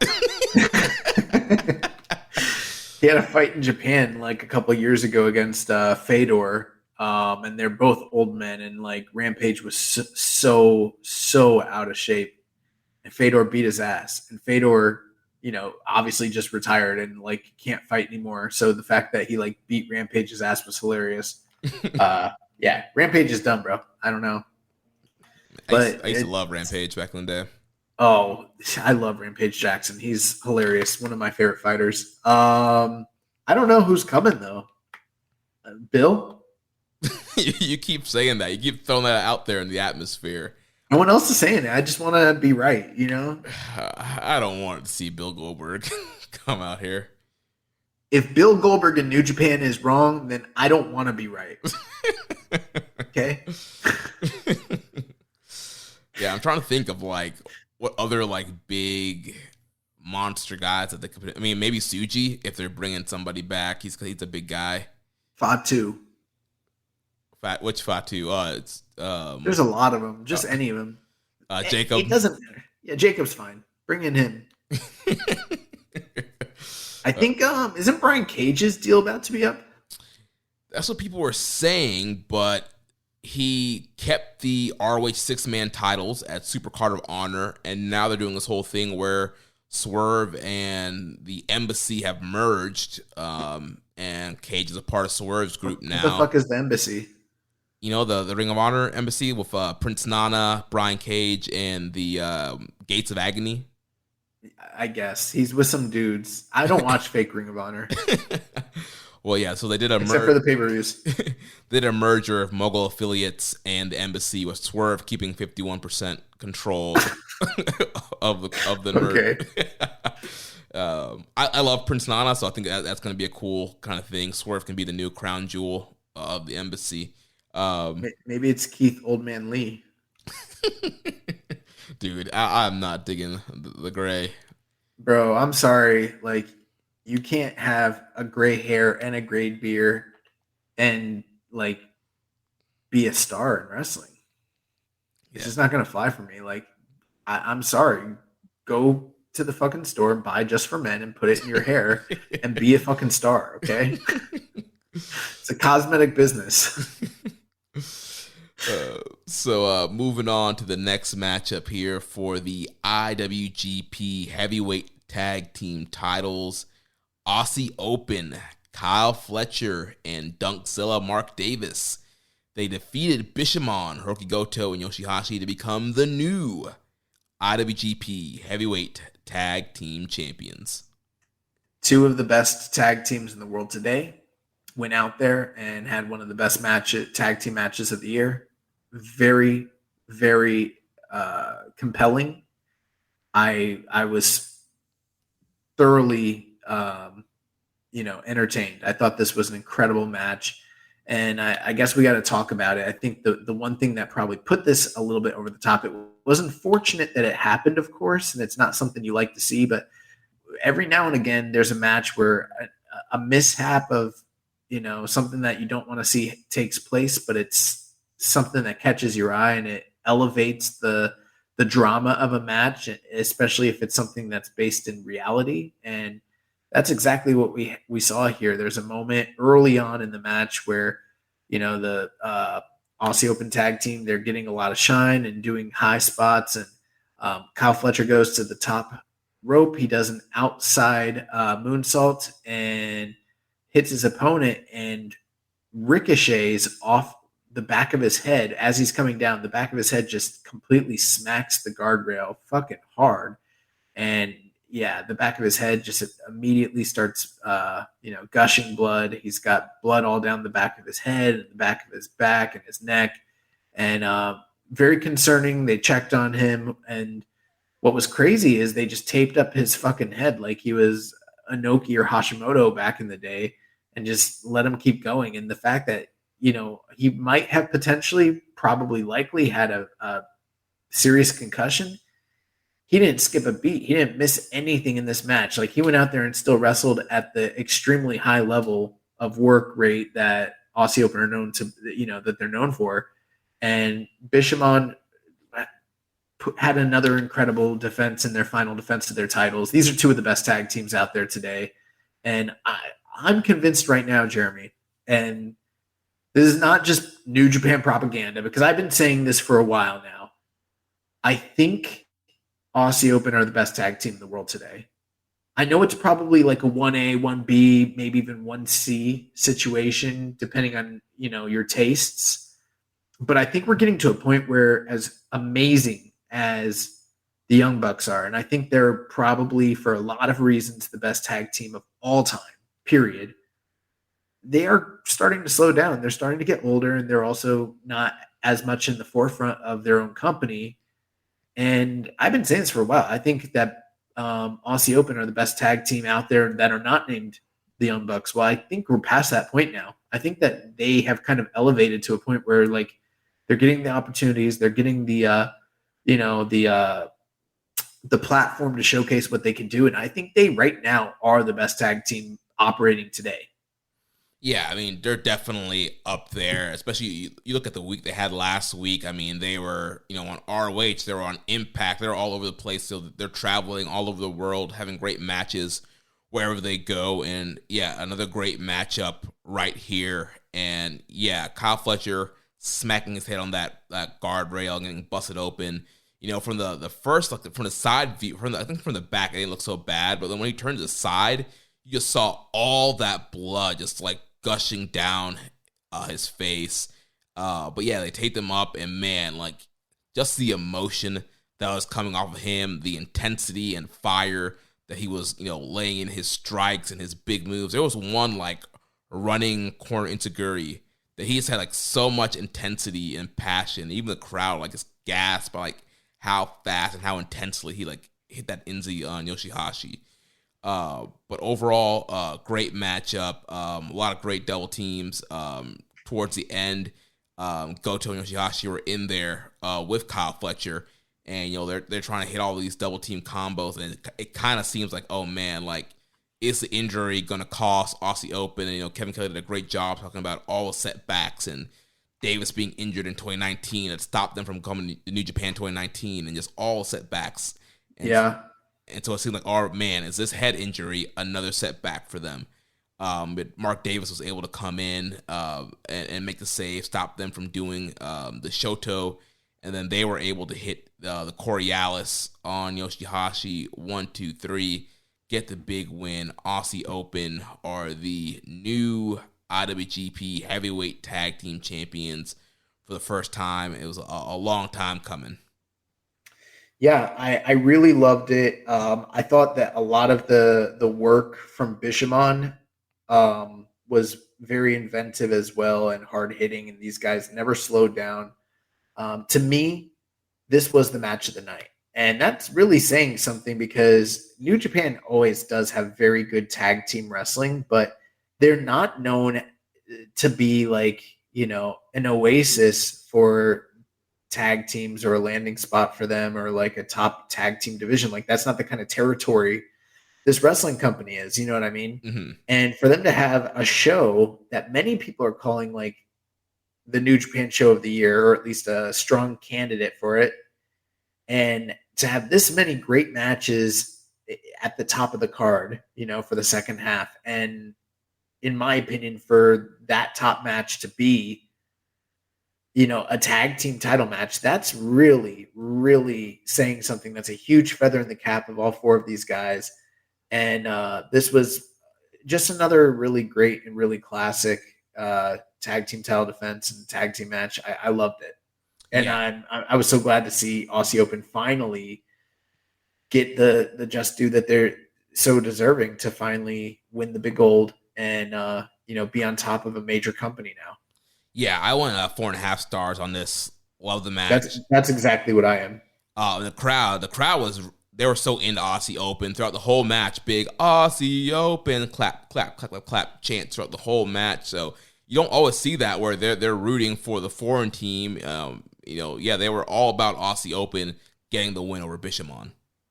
Yeah. Great emotional moment, with all of United Empire there too, Cobb and Ocon and Kira were all out there. And then Fletcher hugging Kevin Kelly, and Kevin asked him if he's okay and saying, I'm proud of you. And that was kind of a great moment there. So big stuff here for Aussie Open, new tag team champions. And a couple questions here. Okay, 890 says, do you think Bishamon will get a lengthy tag title run, or were they just unlucky that they became a top tag team as soon as Aussie Open came around? I don't know. That's kind of a tough question because, for this company, that was a lengthy run. I don't know. I'm kind of even just looking at Wikipedia, and it's like, FTR held the titles a lot longer, but they defended it just as many times as Bishamon did in their 94 days. You know what I mean? Mm-hmm.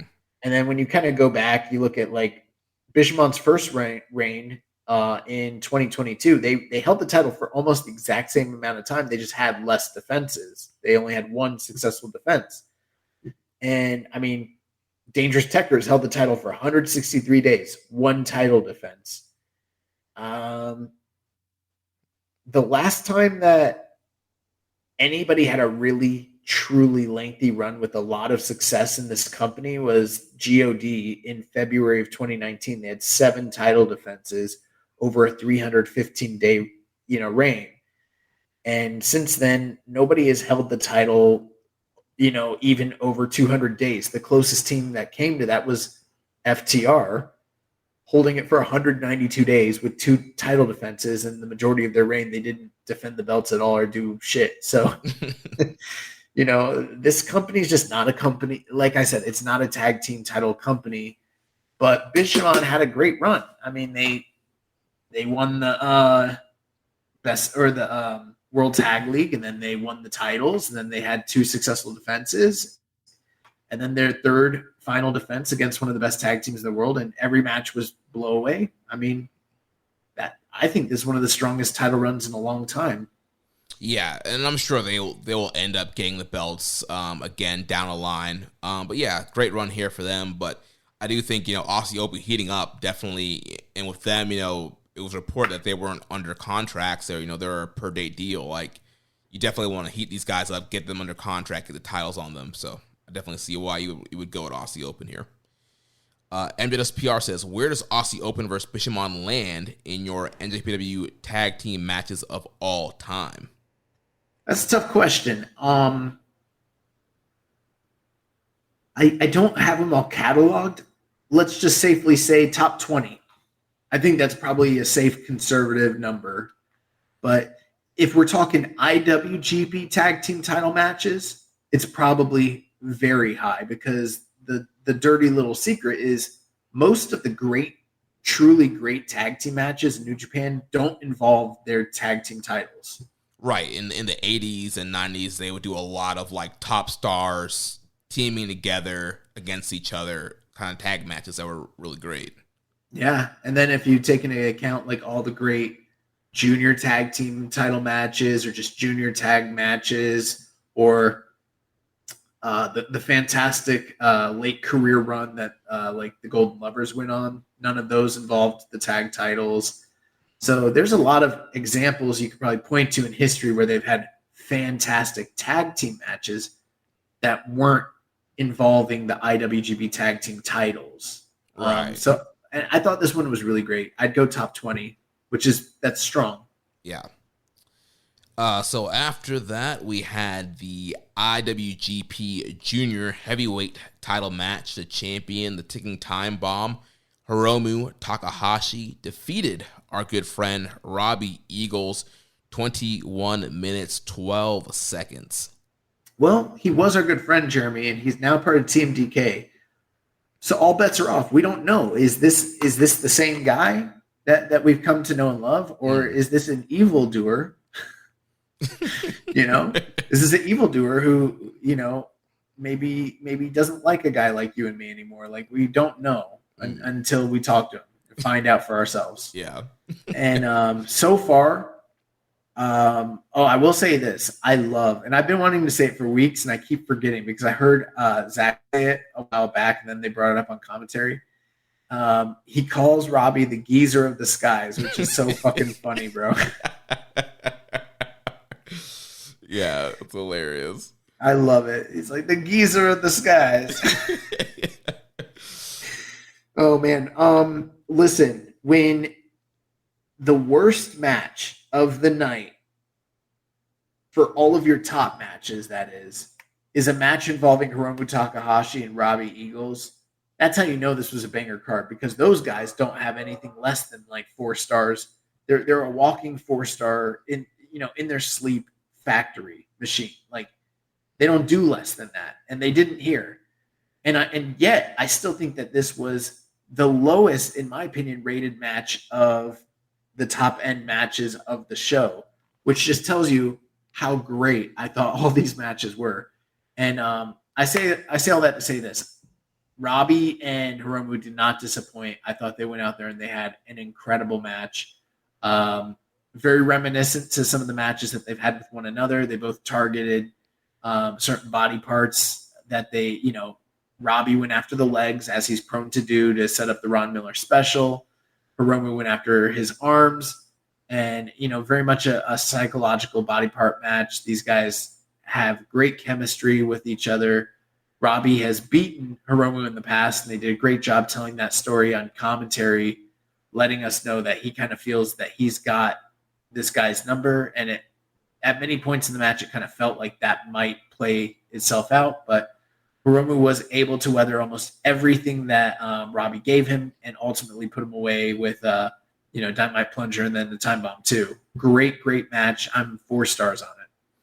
Yeah, really great matchup. I went 4 1/4 on it. Thought it was a great matchup, great story. Like I mentioned, Robbie, he had targeted the knee and the leg of Hiromu on the build-up to this matchup during the Road 2 shows, until also it was a big target in this match for Robbie to lock on the Ron Miller special, and Hiromu had to battle through all the pain. I thought Hiromu did a great job most of the match, selling the leg and fighting through the pain. And there's a spot towards the end where he got Hiromu trapped in the middle of the ring, Ron Miller special. Hiromu's pulling and pulling to the ropes. Every time he got close, Robbie would pull him right back in the middle. I was like, oh, well, that has to be it. Like, he's pulled him back to the middle like 3 times now. And like Hiromu's like crying and pleading to Red Shoes, and Red Shoes is like, you give up. But yeah, Hiromu was able to get to the ropes, and like you mentioned, he was able to hit the Time Bomb to put Robbie away and retain. And he's on the way to V12. He now has 3 defenses down, so he just needs 9 more to get to his goal of 12 defenses of the junior title. Yep. And, this brings Hiromu to his 3rd successful title defense. And I put out a tweet early January. I said in the last decade, we've had 3 IWGP junior champions with 4 more successful defenses: Hiromu, Kushida, and Prince Devitt. And the last time that happened was Hiromu's first reign over 6 years ago. So it's been a long time since we've had a truly strong, definitive champion. And with his next title win or title defense win, if he does get it, he'll reach that record, which is in and of itself a small milestone. And it feels like we are on the way to that V12 story. And if they cut it short for any reason, which they may, you never know, it'll be a big deal if they do, because the narrative is he's aiming for 12. And, for someone to come in and stop that would be a big deal. Yeah, and plus too, the add to the story that he's getting beaten down with every defense. Like he's getting broken down. So by the time he gets close to like V10, V11, like he's gonna be very worn down, very broken down. Yeah, and keep in mind, along the way, there's a Best of the Super Juniors tournament that's all non-title matches, and that's usually when juniors get the most singles action of the year. So you kind of have to account for that as well as being part of his story. So one last thing I'll say about Robbie. I am interested to see long-term, because obviously I was joking. I mentioned, he might be a bad guy now, but the reality is I don't think they fully fleshed out exactly what the vibe and tenor of TMDK is quite yet. Like, they seemed very much full-fledged heels when they were running through Strong with Jonah at the helm and, everything prior to his departure. But now that he's left, we kind of have like a new vibe to the group. And they're definitely, like, we see the cohesion amongst the members, and, they have new music and a new look, and that's all great. But it's hard to tell exactly what they are. As of now, they seem to kind of be ambiguous tweeners. But and Robbie has kind of stepped into that, and it remains yet to be seen if there's going to be like a character change or if this is just sort of like a unilateral move for him. You know what I mean? Right. And it seems like, all these commentary was saying, there's no beef really with Robbie leaving Chaos, kind of like with Mikey Nichols leaving Chaos. Like, it was kind of a new opportunity for them. And so, yeah, he wasn't overly heelish yet. He did do the leg attack on the Road to show and was really he was a little bit more vicious than normal. He had a bit more of a vicious streak in him in this match. Yeah, but not overly to the point where you're like, oh, this guy's a heel. Right. So that's kind of what I'm wondering, is where that group lands as they're kind of defining themselves a little bit more, and how that, if there are any changes that come along, if we're going to see that sort of reflected in his work or in his character and everything like that moving forward. But I'm glad that he has gotten the opportunity to kind of be like the head junior guy of a new group, because he sort of was that in Chaos for a little bit. But, as they kind of point out on commentary, was almost necessitated by other people being out due to injury in Chaos. He never was completely full-fledged top dog, even when he was the champion. Like, it was sort of out of necessity. And here, he's the top junior. Yeah, so yeah, he's a top junior, only junior in TMDK currently. And I think overall, it'll end up being a good spot for him going forward. Yeah. So then moving on to the main event for the IWGP World Heavyweight title. Sonata of just 5 guys. He finished the story. He defeats the Rainmaker Kazuchika Okada 26 minutes and 58 seconds. Great match, great story, great finish. The right guy went over. Sonata looked like $1 million. He came out, and not only did he have, we talked about in the past few weeks, he's got a new look. He's dyed his hair freshly black, shaved the beard, much more handsome than he was before. But in addition to that, he got rid of the old, crusty, funky ass gear that we talked about that he's been wearing for years on end. Dude comes out in a, a la Rick Rude 1989 blue sequin robe, which was unexpected. Completely new music, which I'm not necessarily the biggest fan of the music, but it was cool to kind of see that new transformation, that new presentation. Comes out, and then he takes off the robe, and this man is wearing trunks, not tights, trunks with knee pads and white boots, looking like almost like a Lex Luger sort of esque figure. And the transformation is complete. I mean, new look, new music, new gear, new entrance, new finishing move, new faction, and new champion. Everything is new with him in a very short period of time. They changed things up immensely.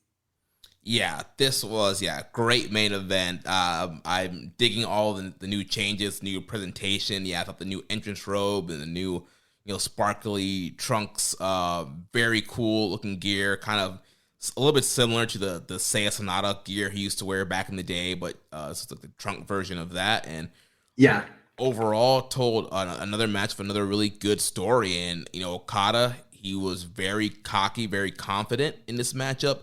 He wanted to end the match with the money clip, his secondary finisher. We've seen him do that to some guys. Like, he doesn't think the Rainmaker is worth it.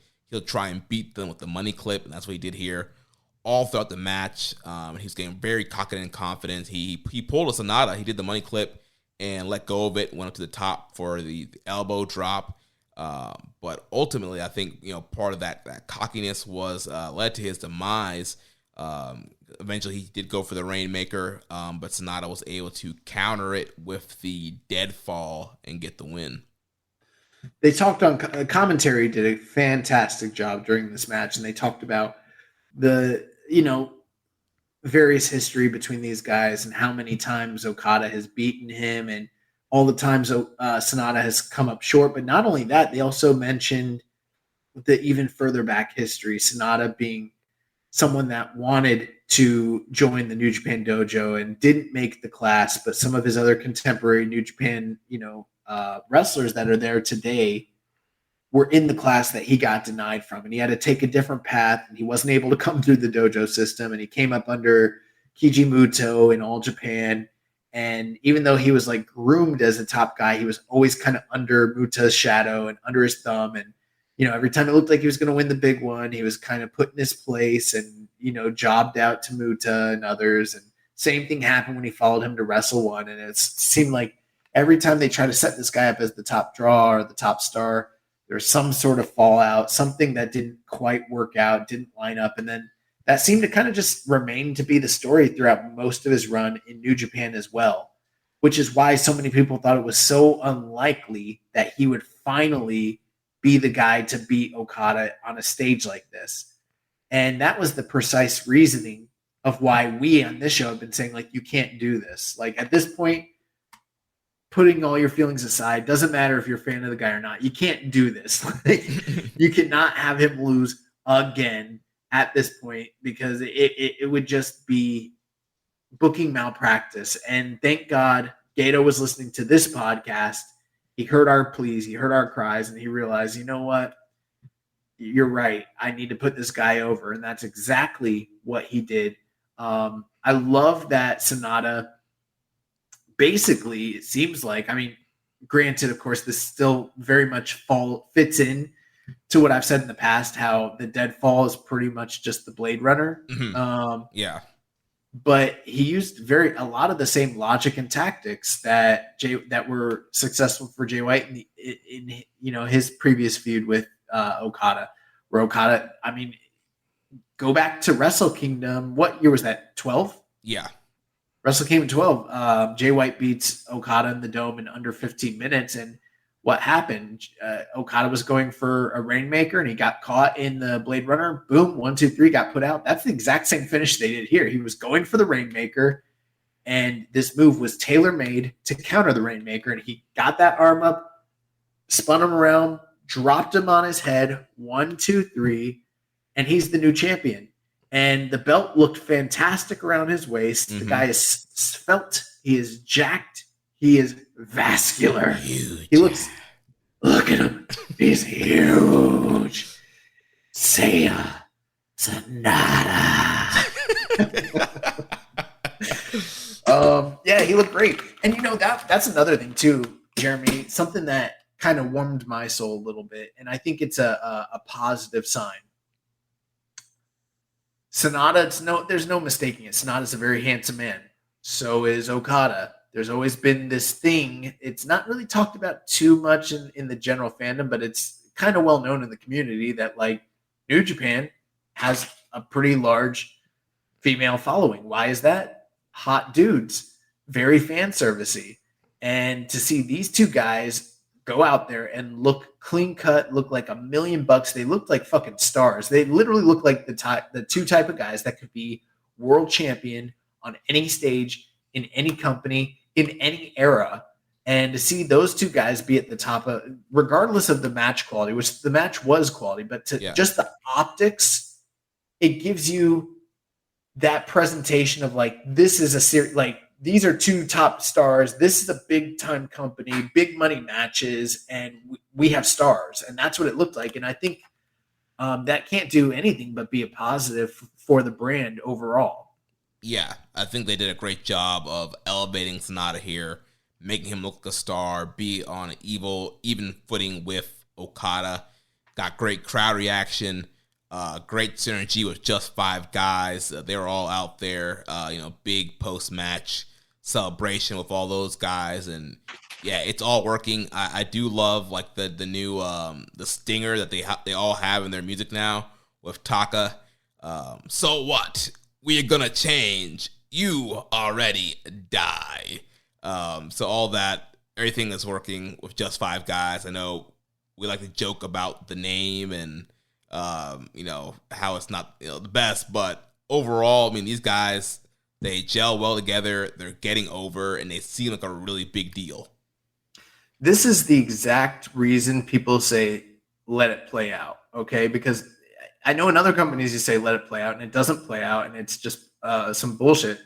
But in New Japan, you can literally say, let's let it play out, and very often you're rewarded for your patience, because on January 5th, when this new group was like debuted, it was like, the fuck are we doing right now? Yeah, it's like, Jags? Like these guys, they're calling themselves Jags? And now we're like 4 months. We're 4 months and a few days removed from that, and they have the fucking world title. and Doki's about to beat Naito. Yeah, and it's just hilarious, bro. But like, going back to Sonata, I'll say this: now that he's won the title, this is where the real test, quote unquote, the real test, kind of begins, because he climbed the mountain, and there's a big difference between being a guy that can chase and being a guy that can defend and draw houses and things like that. I guess we probably have questions. People are probably asking us where we think it's going to happen. We have a ton of questions. Let's run through these. One thing I want to say before all that, though, I think the one thought I had watching him wrestle is like, this is a guy that would have fit in hook, line, and sinker wrestling Ric Flair in the 90s or the 80s. That's the kind of look he had. He gave off the aura. For the first time since I've ever watched him, this is a real star. Yeah, and dude, his crossbody to the outside, I used to hate that thing. He hit a great crossbody. He hit an awesome one because it wasn't lazy. Right. Even Kevin Kelly mentioned it. He's like, yeah, body on body, like fully drilled him down. Yeah, it was great. So these questions here, Senor Sombrero 3K asks, can we blame the Rocky films for Sonata's new entrance gear after he stated he recently watched the films? I don't know. Well, he did come out in a robe. He probably did see like Rocky. He's like, I think I could do a robe. He said, also thoughts on Sonata's new entrance theme. Sounds like generic anime music to me. I don't love the theme necessarily, but I didn't like his theme prior, so yeah, I think it's fine. I actually like the team Just 5 Guys music better than Sonata's new Just 5 Guys singles theme, but it's fine. Barry Walls says, hi guys, I saw Hiromu come out and challenge. All right, we got to mention that. Yeah, Hiromu came out post-match and challenged Sonata. Well, just I guess to kind of speak more concisely to that. So he wins the title. Kata leaves. Him and Just 5 Guys are celebrating. Suddenly, Hiromu comes out and he places a challenge as the junior champion for the world title. And Sonata agrees to it, provided he can first defeat Kanemaru in a title defense of the junior title. So that's the stipulation. He's got to defend his junior title to get a shot at the world title, which I'm all here for all that. That all sounds fucking awesome. Yeah. So Barry asks, he says, I saw Hiromu come out and challenge the new champ, but assuming he beats Hiromu, who is next? He already beat Naito. Okada, I think, is going for the tag belt of Tanahashi, but Sonata beat him for the belt anyway. Finlay is feuding over the Never title. I would say Shingo, but having the KOPW belt, to me, makes it unlikely. Will is still injured. I am struggling to see who challenges. Any ideas? Okay, so this is what I'm thinking, Jeremy, and I mean, you tell me what you think. This will probably answer a lot of the questions people have. I think that it's great, number one, that Hiromu is the first challenger, because I do think that even if I don't know how long he's going to be a tip-top type guy, you know what I mean? This is definitely a huge elevation, and I think he's going to be a top points earner in G1s and things like that. If you get what I'm saying, tournament finalist, he'll probably hold other belts. He might even win the world title again. So I think this is definitely an elevation. I still don't see him as like a top 6 guy just yet, but that's probably in his grasp if he really wants it. He works hard enough for it. And I think having Hiromu be the first challenger is great because, number one, that gives him a defense that people will want to see given their history and the synergy between their groups and everything.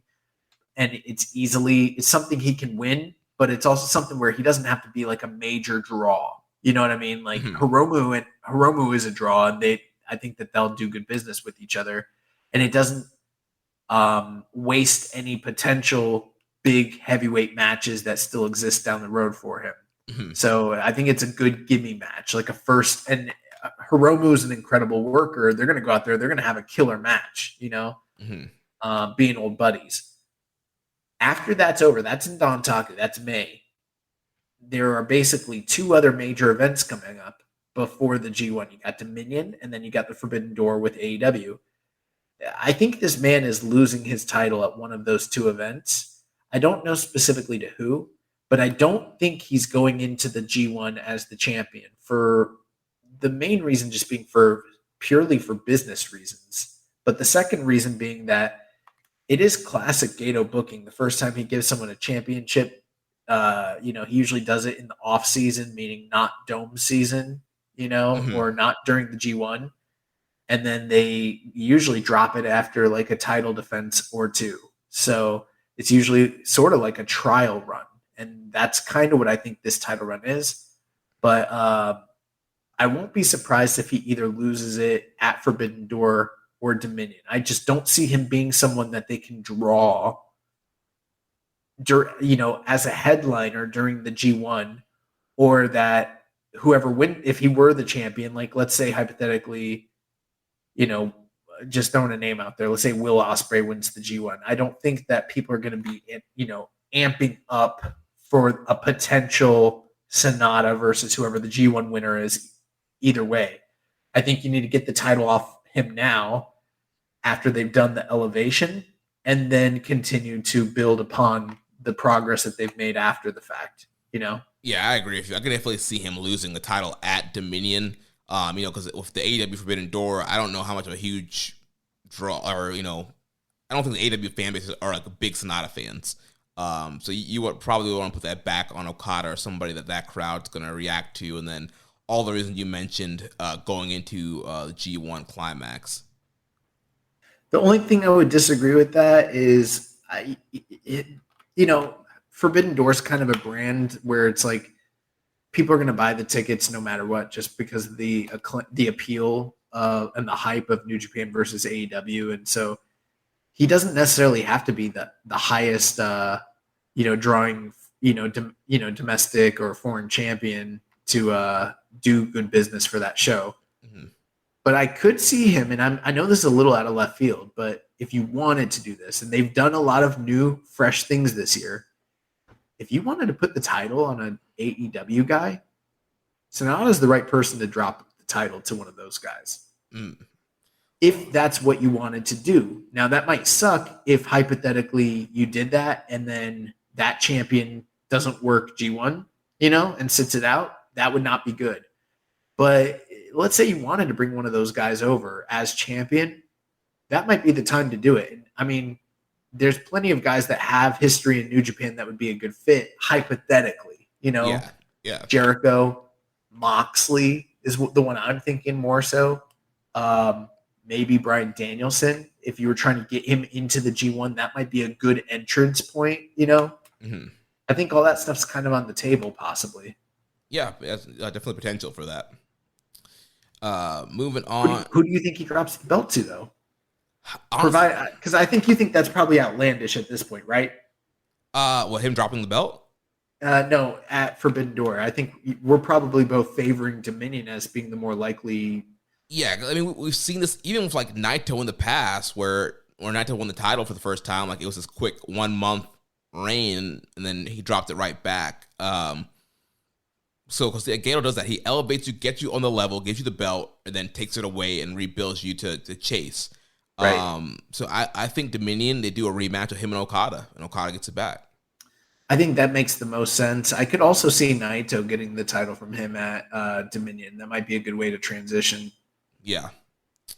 Hawaiian Punch BB says 2 mountains were conquered this week. Which was a tougher climb? Sonata finally beating Okada for the title, or Izzy finally beating Pereira on his 4th try?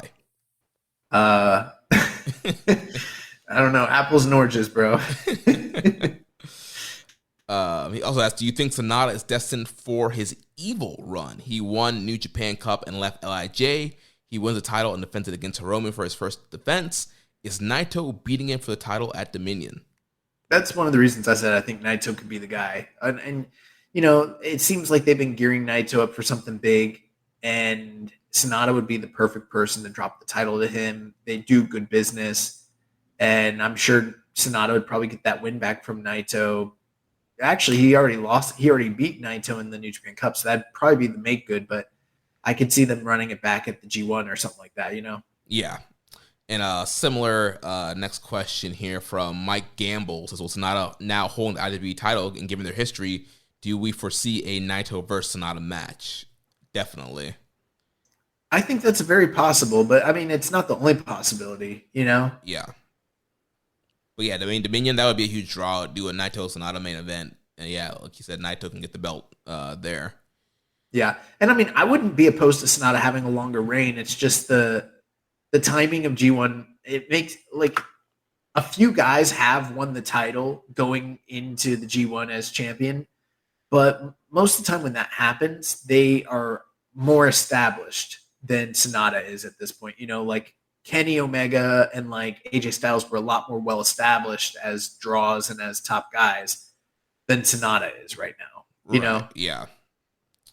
A friend of the show, Karen Peterson, our guest last week, she asked, since we discussed the likelihood of Sonata finally completing his post LIJ evolution, which included finally defeating Okada, what do you think of the new or retro yet upgraded Seiya Sonata look? Who would you like to see challenge him besides Hiromu?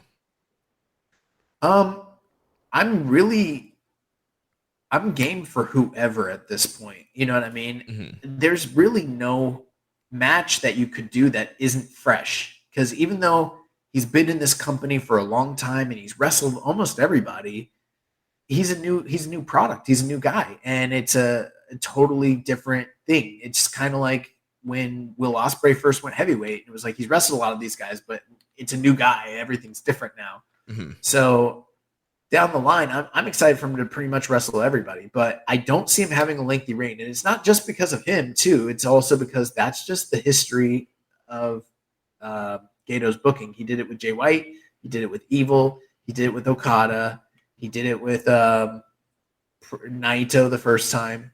Almost everybody. And, you know, most people have a pretty short title reign. You know, the few exceptions might be like the pandemic era with Will Ospreay and Ibushi and Shingo, but that I kind of don't count that. Yeah, I mean, he always could lose a belt maybe after G1 in the fall, but it's very unlikely. I wouldn't be opposed to it, but for the reasons I stated, I just find it very unlikely because I don't think he's an established, unless, who knows, this might really be a test. If he is like a proven like drawing commodity in these next 2 big events, maybe they do keep the title on him. But for my best bet is he has a match with Hiromu. He drops the title to the next guy at Dominion or Forbidden Door.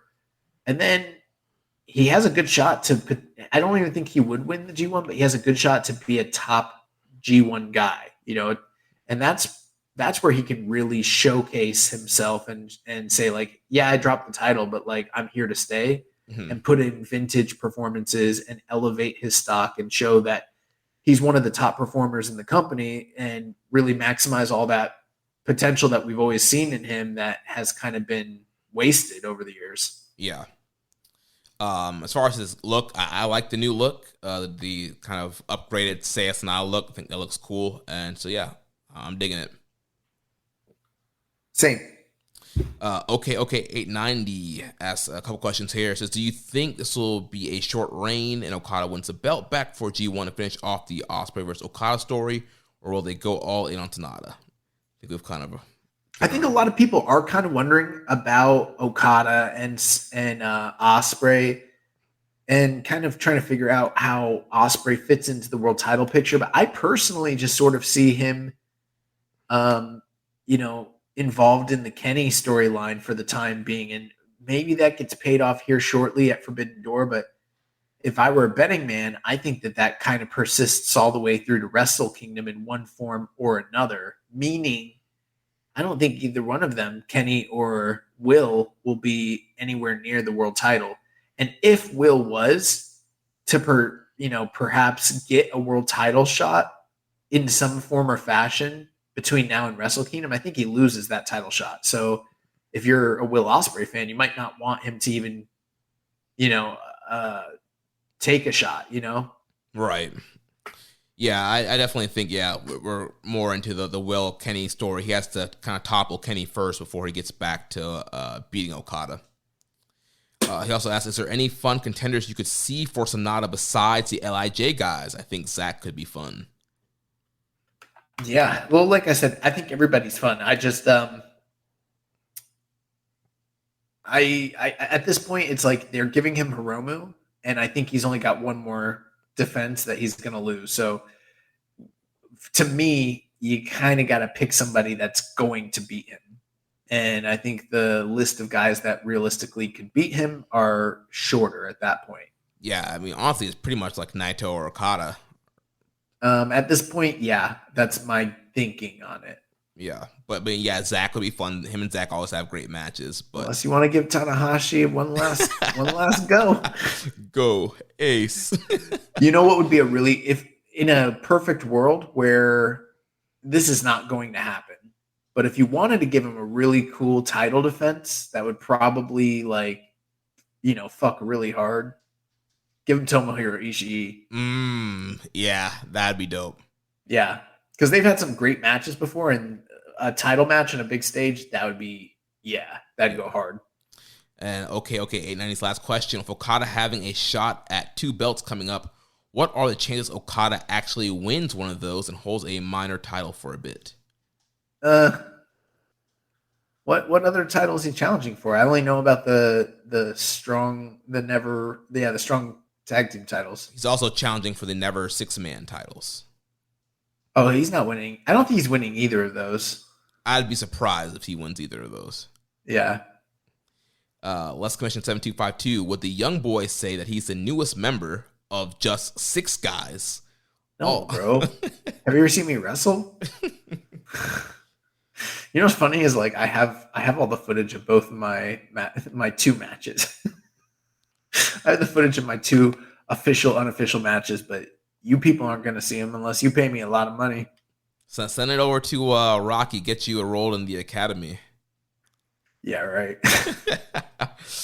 And he says, also, does Sonata's theme fit him? Because it sounds like it would fit for a strong babyface. Well, he is a babyface for now. Yeah. Again, I like the group music better, but I do think this is also way better than the Cold Skull music. Greg Starts says, do you think they partnered Sonata with Taichi for coaching purposes? I rewatched the Sonata-Okada match, and I could be mistaken, but I think I caught both Okada and Taichi coaching Sonata on how to work the crowd.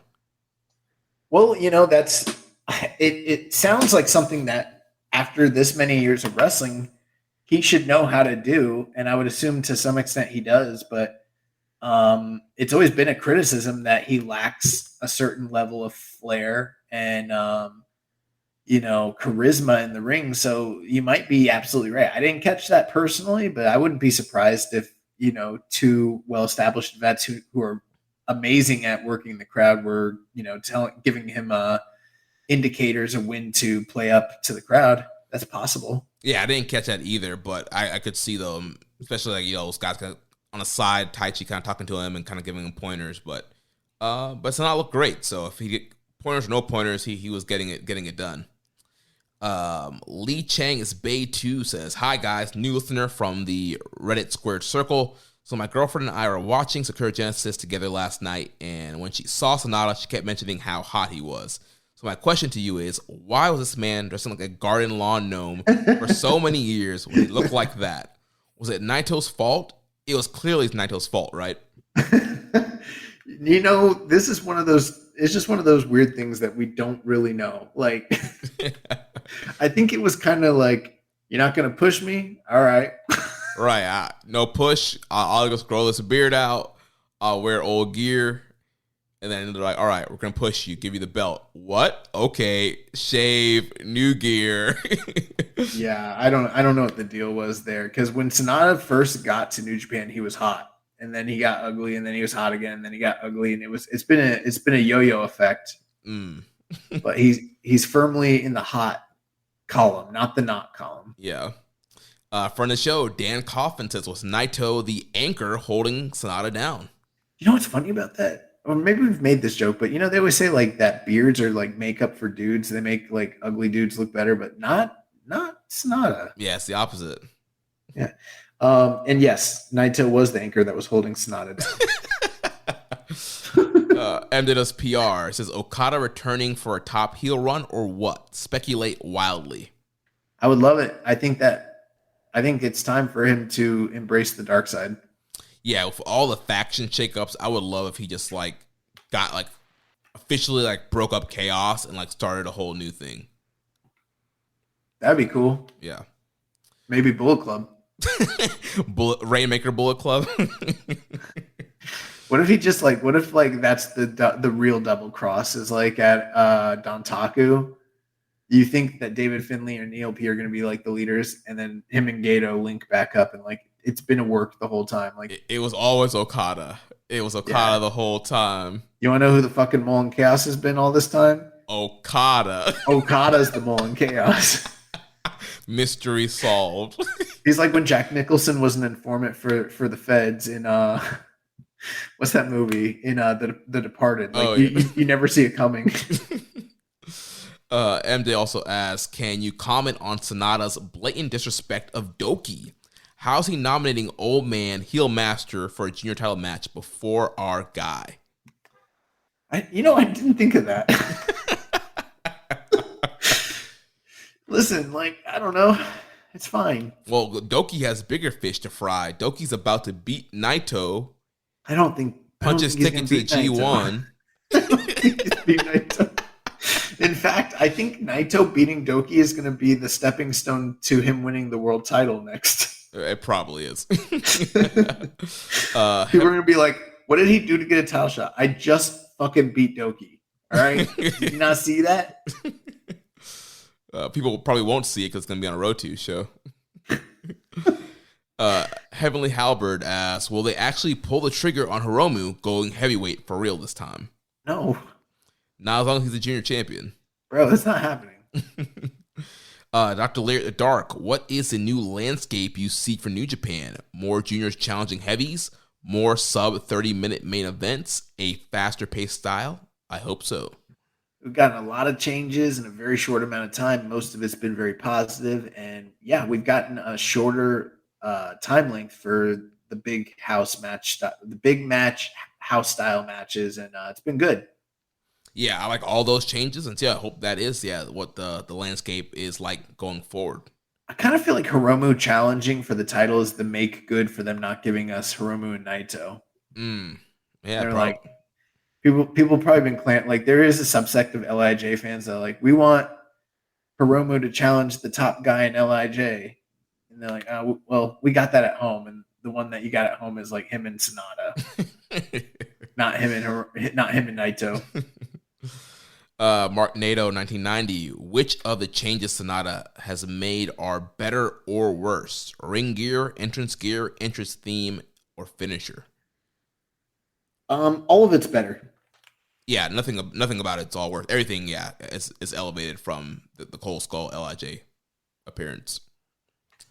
Rainbow Slam Pig says, Sakura Genesis was a strong card from top to bottom. Which match was your favorite overall? From an in-ring or story perspective, I was thrilled about the tag title match in particular. Yeah, I think the tag title match was my favorite, followed closely by the women's trio match, but I thought the main event was on par with all of that. What'd you rate the main event? 4.25 plus. Couldn't quite go, like 4.25 ish, somewhere in between there. But from a storytelling standpoint, from a moment, from something that like made me emotionally connect, I was more emotionally invested in Sonata winning the title than I was for Bishamon to drop the belts to Aussie Open. And I like Aussie Open. I'm a big fan of theirs. You know what? Earlier, when someone asked the question about Pareja getting beat by Adesanya, I very much felt the same way watching this match as I did that one. And yes, this is like in a worked context, but like the whole time I'm just like, my stomach's turning because I'm like, Okada might beat this man, and I don't want him to. And you're just so nervous the whole match. Bro, when he hit the landslide and he was going for like that combo finish, hit the Cobra Flosion. Yeah, I'm like, it's done. Bro, I got nervous. I got really nervous. So I was on pins and needles watching the match. And that's how I was watching Pareja fight Adesanya. And I thought Adesanya was about to get knocked out. And then boom, boom, pow, pow, got him out of there. And it's like, oh, shit. And that's exactly how this match was.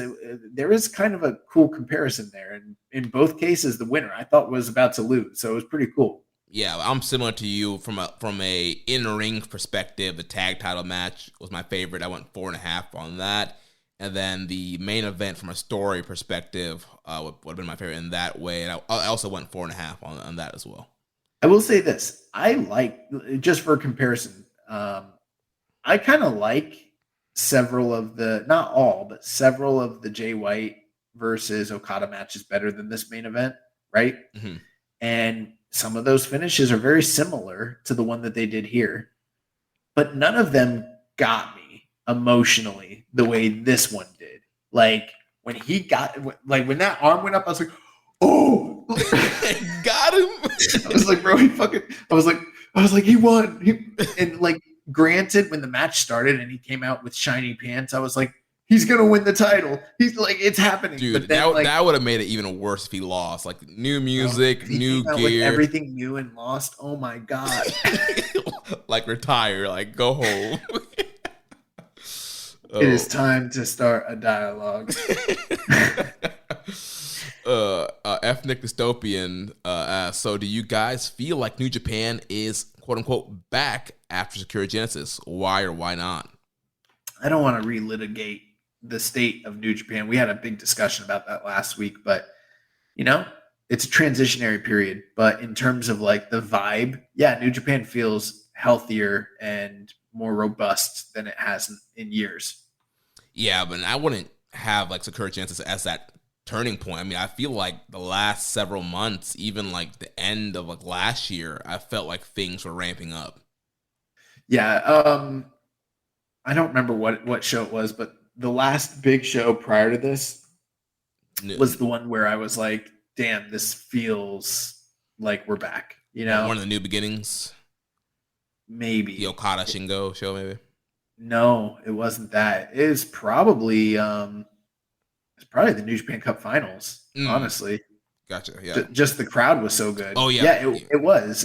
The crowd was so great for that show, and I was like, yeah, this feels like old New Japan. Well, this did too. So yeah. Death Triangle 720 with Sakura Genesis in the books. What do you think about the direction of the company? Like I said, we had a long discussion about it last week with Karen. There's lots of things we could criticize and dissect and everything, and we do, and they're valid. But right now, company feels healthy. They're moving in new directions, new stars, new everything. It's really cool. Yeah, I'm loving the direction right now. 2023 has been great so far for New Japan. Bring back the red belt. Well, speaking of the red belt, that's going to take us in the next thing we're going to talk about real quick. We have a lot of announcements for shows and matches, and one of these announcements is about Kenny Omega, and he will defend the IWGP U.S. title against a tournament winner. So that we have a tournament coming up with 4 guys where the winner will face... Just 4 guys? They are just 4 guys, but not just 5 guys.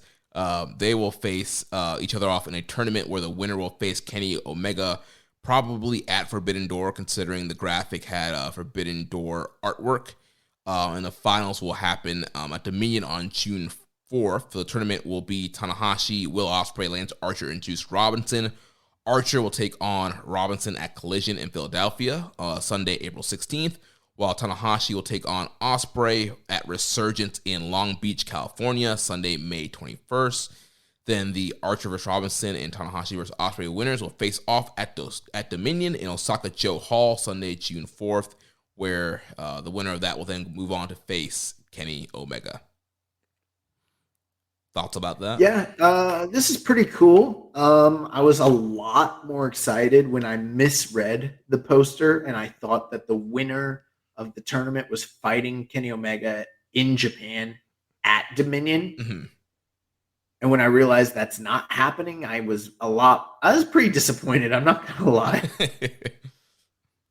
Yeah, it also, because Dominion was right by Kenny's face, and we haven't seen him in Japan since Wrestle Kingdom, but it is what it is.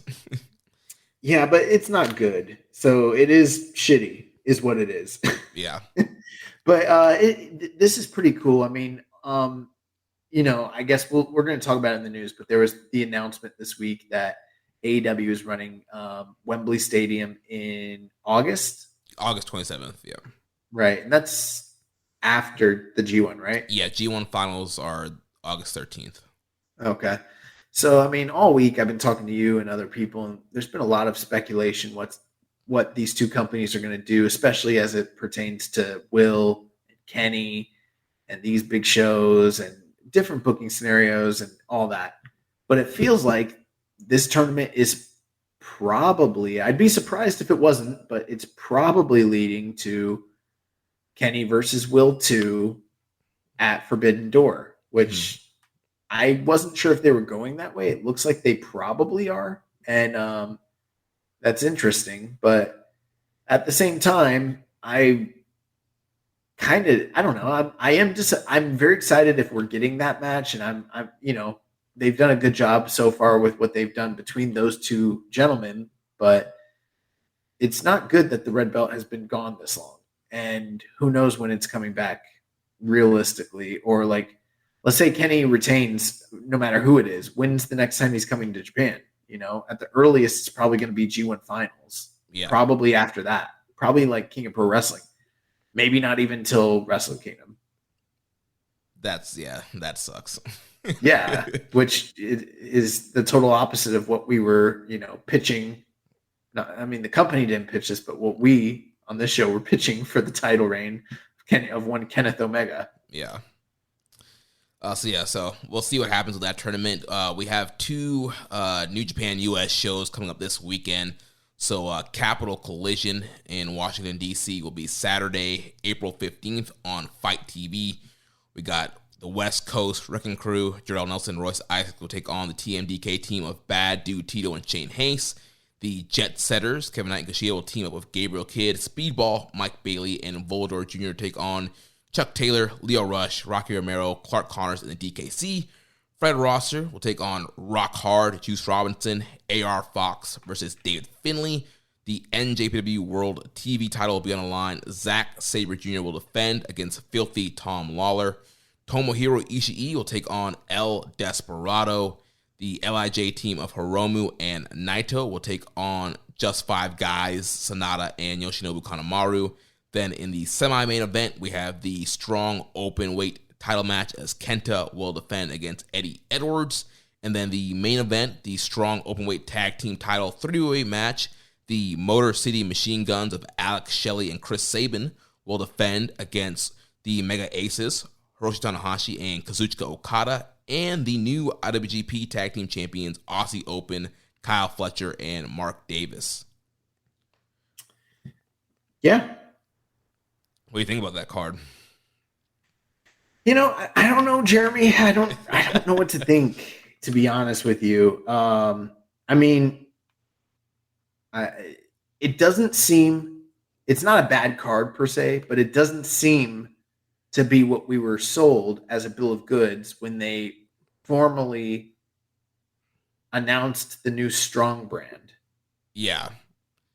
It seems like we're going to get some bigger matches. The whole idea of it was supposed to be quality, not quantity. And we're getting 2 shows back to back in April that both just seem to be fulfilling, their need to put out content on Access and on New Japan World. Like, it's going to be good for the people that are there live. And I'm sure, there are some diamonds in the rough there, Zack Sabre versus Tom Lawler sounds awesome. Tomohiro Ishii and El Desperado sounds awesome. But this just reeks of, kind of the shindy sort of side quest, non-canon Western New Japan stuff that we've been talking about. It kind of feels like the Impact Multiverse show. Yeah, it's like Multiverse of Madness Maniacs Part Like, why? Part 2 Electric Boogaloogie. Like, I don't know. Well, and then here's the thing, like, this is this coming weekend. It's 2 shows back to back, and like, we're expected to watch it. I don't know if I want to shell out the money to watch what I basically think are 2 subpar pay-per-views that really don't fit into the canon of New Japan, and most people aren't going to watch them. And then it's like, if there is a big news item, we could just announce it. Like, I don't know, man. Like, this feels excessive. Why do I have to pay? Why is there 2 pay-per-views in April? Yeah, it's weird. I hate the U.S. Model they're doing right now. Yeah, I don't like this at all. Yeah, see, and we love New Japan, right? And this is happening. It's not going to air, but like the 14th, 15th, and 16th, they got 3 shows in Australia with Tamashi that are running and making tape, and who knows when they air them. But like, so basically in the span of 3 days, you got 5 shows. Yeah. It's crazy. I don't know, man. So the next night, Sunday, April 16th, will be Collision in Philadelphia. Delirious will team up with Kevin Knight to take on Desperado and Volador Jr. There's going to be a Pure Rules match as Hot Sauce Tracy Williams takes on the Android Alex Coughlin. Team Filthies, Gerald Nelson, Royce Isaacs, and Tom Waller will take on TMDK's Bad Dude Tito, Shane Hayes, and Zack Sabre Jr. Fred Rosser and Rocky Romero will take on Sonata and Yoshinobu Kanemaru. Orange Cassidy, who will be replacing an injured Eddie Kingston, will take on Gabriel Kidd. If Cassidy is a champion, the international champion going into this match, it will be a title match against Gabriel Kidd. We'll have the Bullet Club team of Chase Owens and Kenta versus Hiromu and Tetsuya Naito. Semi-main event will be the first U.S. title number 1 contendership tournament match, Lance Archer versus Juice Robinson. And then the main event will be Lio Rush, Tomohiro Ishii, and Hiroshi Tanahashi versus the United Empires, Kyle Fletcher, Mark Davis, and TJP. So yeah, my comments from the first night, copy and paste. Yeah, very, very similar field. Yeah, and I don't know, maybe these shows, there's nothing here that tells me that the talent is going to be hard pressed to go out there and give you a blowaway show. You know what I mean? Mm-hmm. These are small houses. They don't fit into the canon of the company. It's not going to be a big deal. And that's not what we were sold or told when they announced the relaunching of New Japan Strong. They made it sound like these were going to be major shows, like the Walter Pyramid show that they're going to be doing soon. Like, everything would be probably around that sort of level. This is not that. Yeah, even more like Battle in the Valley earlier this year. You had a world title main event with Okada defending the title there. Right, exactly. Something along those lines. And why is there 2 nights? Why are they doing, Capital Collision and Collision in Philadelphia? That just seems excessive. And aside from the fact that like Okada and Tanahashi are in that big tag match the first night, I don't know, most of this just seems unnecessary. Yeah. And that's not what you want. You don't want the New Japan podcast that exclusively covers New Japan to be like, yeah, it seems unnecessary. It's not a good feeling. Yeah. Also coming up, Hiroki Goto's 20th anniversary event, Saturday, April 22nd. So the main event is going to be Goto teaming up with Yoshihashi and Yo to take on Evil, Yujiro, and Sho from House of Torture. Also on that card, you'll have Naito, Shingo, and Hiromu and Bushi against Sanada, Taichi, Kanemaru, and Doki. Okada, Tanahashi, and Ishii and Makabe against Suzuki, Despi, Narita, and Tiger Mask. Finley, Kenta, Ishimori, and Gato versus Tamatonga, Hikuleo, Master Wato, and Shota Umino. Aaron Henare, Jeff Cobb, Kyle Fletcher, and Mark Davis against Zack Sabre Jr., Shane Hayes, Mikey Nichols, and Kosei Fujita. Tenzan, Kushida, and Kevin Knight against Great Okan, TJP, and Francisco Akira. And then Toriano, Oleg Boltin versus Oscar Lube and Roy Oiwa. Then Road to Wrestling Dontaku, April 27th, we'll have the aforementioned Tetsuya Naito versus Doki match. Also, the junior tag team titles will be on the line. Catch 2-2 will defend against the Jet Setters, Kevin Knight and Kushida. And then there will also be a junior heavyweight title match as Hiromu will defend against Yoshinobu Kanemaru. Then on April 29th, we got Wrestling Satsuma no Kuni, where we'll have Bishamon take on Oleg Boltin and Toriano. Oscar Lube and Umino will take on Evil and Yujiro. The Jet Setters and Hanma will take on Aaron Henare and Catch 2-2. Great Okan Jeff Cobb will take on Fujita and ZSJ. Okada, Ishii, and Tanahashi and Oiwa will take on Strong Style and Yuto Nakashima. The Bullet Club team of Finley, Gato, Kenta, and Ishimori will take on Hikuleo, Jado, Tamatonga, and Master Wato. LIJ, Bushi, Hiromu, and Naito will take on Just Five Guys, Doki, Sanada, and Yoshinobu Kanemaru. The semi-main event will be the IWGP Tag Team title match, Aussie Open, in their first defense against TMDK's Mikey Nichols and Shane Hayes. And then the main event will be a provisional KOPW title match, Shingo versus Taichi.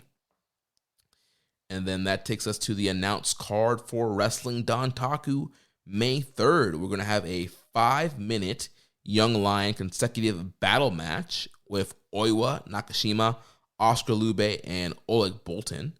Then we got the Chaos team of Goto, Toriano, Yo, and Yoshihashi against the House of Torture. Great Okan and Aussie Open against Kosei Fujita and Nichols and Hayes. The Jet Setters will team up with Shota Umino to take on Aaron Henare and Catch 2-2. Bushi, Shingo, and Naito versus Doki, Taichi, and Kanemaru. Kenta versus Hikuleo. Zack Sabre Jr. versus Jeff Cobb. The Never Openweight 6-man tag team titles on the line as Strong Style will defend against Kazuchika Okada and two partners of his choice. The Never Openweight title will be on the line. Tamatonga will defend against David Finley. And then the main event, the IWGP World Heavyweight title will be on the line. Sanada will defend against Hiromu Takahashi. What do you think about all those upcoming cards? A lot to unpack, but some pretty cool stuff there. I mean, Naito and Doki sounds fun.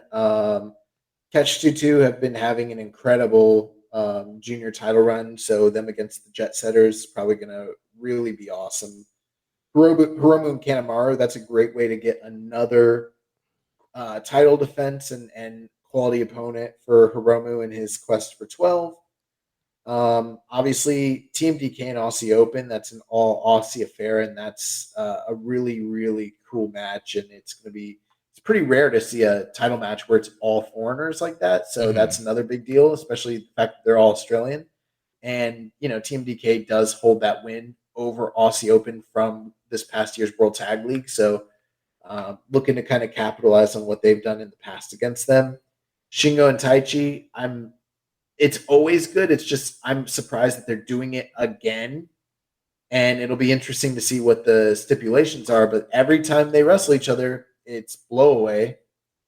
And then with Dontaku, that 5-minute Young Lion consecutive match screams that they're going to put Boltin through the ringer, and he's probably going to run through these guys. So that's, I don't know exactly what it will be, but it sounds cool.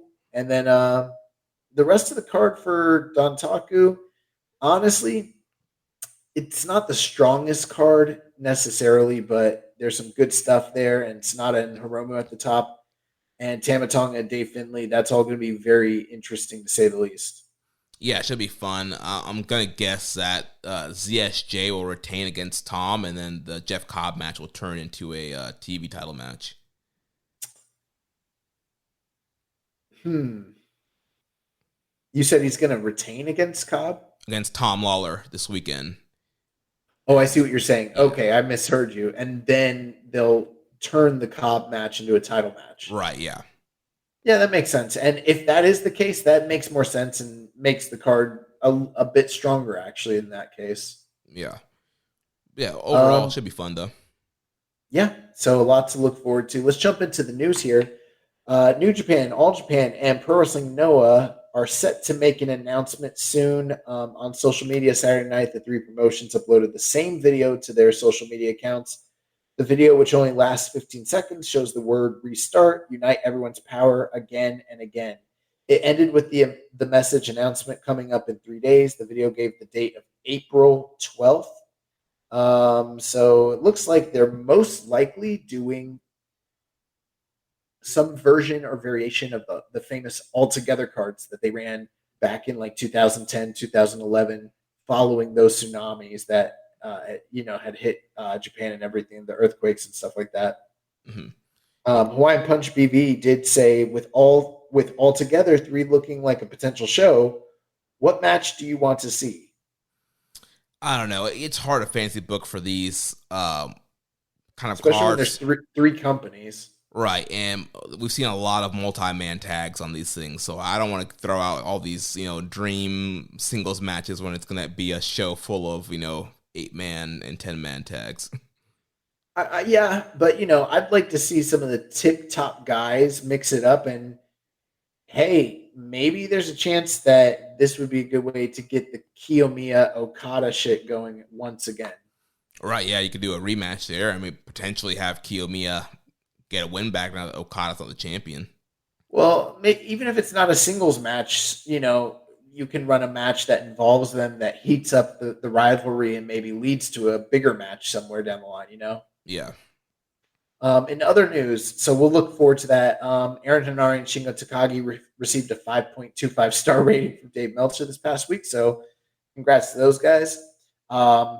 It was revealed last week that Clark Connors has signed a new contract with NJPW, so that's cool. And then finally, Rocky Romero is pushing the idea for a show in Arena, Mexico, featuring talent from CMLL, New Japan, AEW, Impact, and the Indies, which that would be really cool to see something like that happen. Yeah, that'd be a lot of fun. And it looks like Volador is getting ready to challenge Rocky for the historic welterweight, world championship over there. So yeah. Well, that's it for the news, and that takes us to some questions here. Les Commission 7252 says, "Who are you guys' early prediction to win Best of Super Juniors? From the tag match, I have Yo and Desperado as either the finalists from each other's block or in the same block to determine who goes to the finals. I wouldn't mind seeing Wato also go to the finals, but lose to crawl back to being the top contender against Hiromu, and possibly being the one to dethrone Hiromu at next year's Wrestle Kingdom." Yeah, I think that sounds good. I think my early favorite pick, just in general, is probably Desperado. Mm-hmm. I think there's a lot of guys that you could have win and be elevated, but then they're going to probably most likely lose to Hiromu since he's in the midst of this 12 defense record series. So I don't know how much good that does them. But I think like Desperado, he's won the tournament, just the one time before? Mm-hmm, yeah. And he's kind of one of the figureheads and staple guys in the division. Plus him and Hiromu have all that history. I think he wins Super Juniors. He challenges. Big marketable, big money match, and then he loses to Hiromu in his title shot at Dominion. Yeah, I could definitely see that. Yeah, there's not really anybody else I feel like is kind of ready to win the tournament right now. So yeah, I think going with the established guy in Despy is probably the best bet. Or if they wanted to do something out of left field that's kind of reminiscent of old school New Japan, they could give an outsider a win, which they haven't done in a long time. Maybe El Lindemann. Yeah, that'd be cool. Next question from Yasmin. Any hopes for Super Junior entrance? Who would you like to see in it? Any hopeful guests? Follow up from that last question. If you could get any guests in Best Super Juniors this year, regardless of likelihood, who would it be? Well, the good thing is, I think I can't remember what date they said, but I think it was like the 24th or the 27th. There's one of those shows that are coming up. They're going to announce the April 27th show. Okay, so the Road to Dontaku on April 27th. We're going to find out the entrance, so we don't have to wait too long.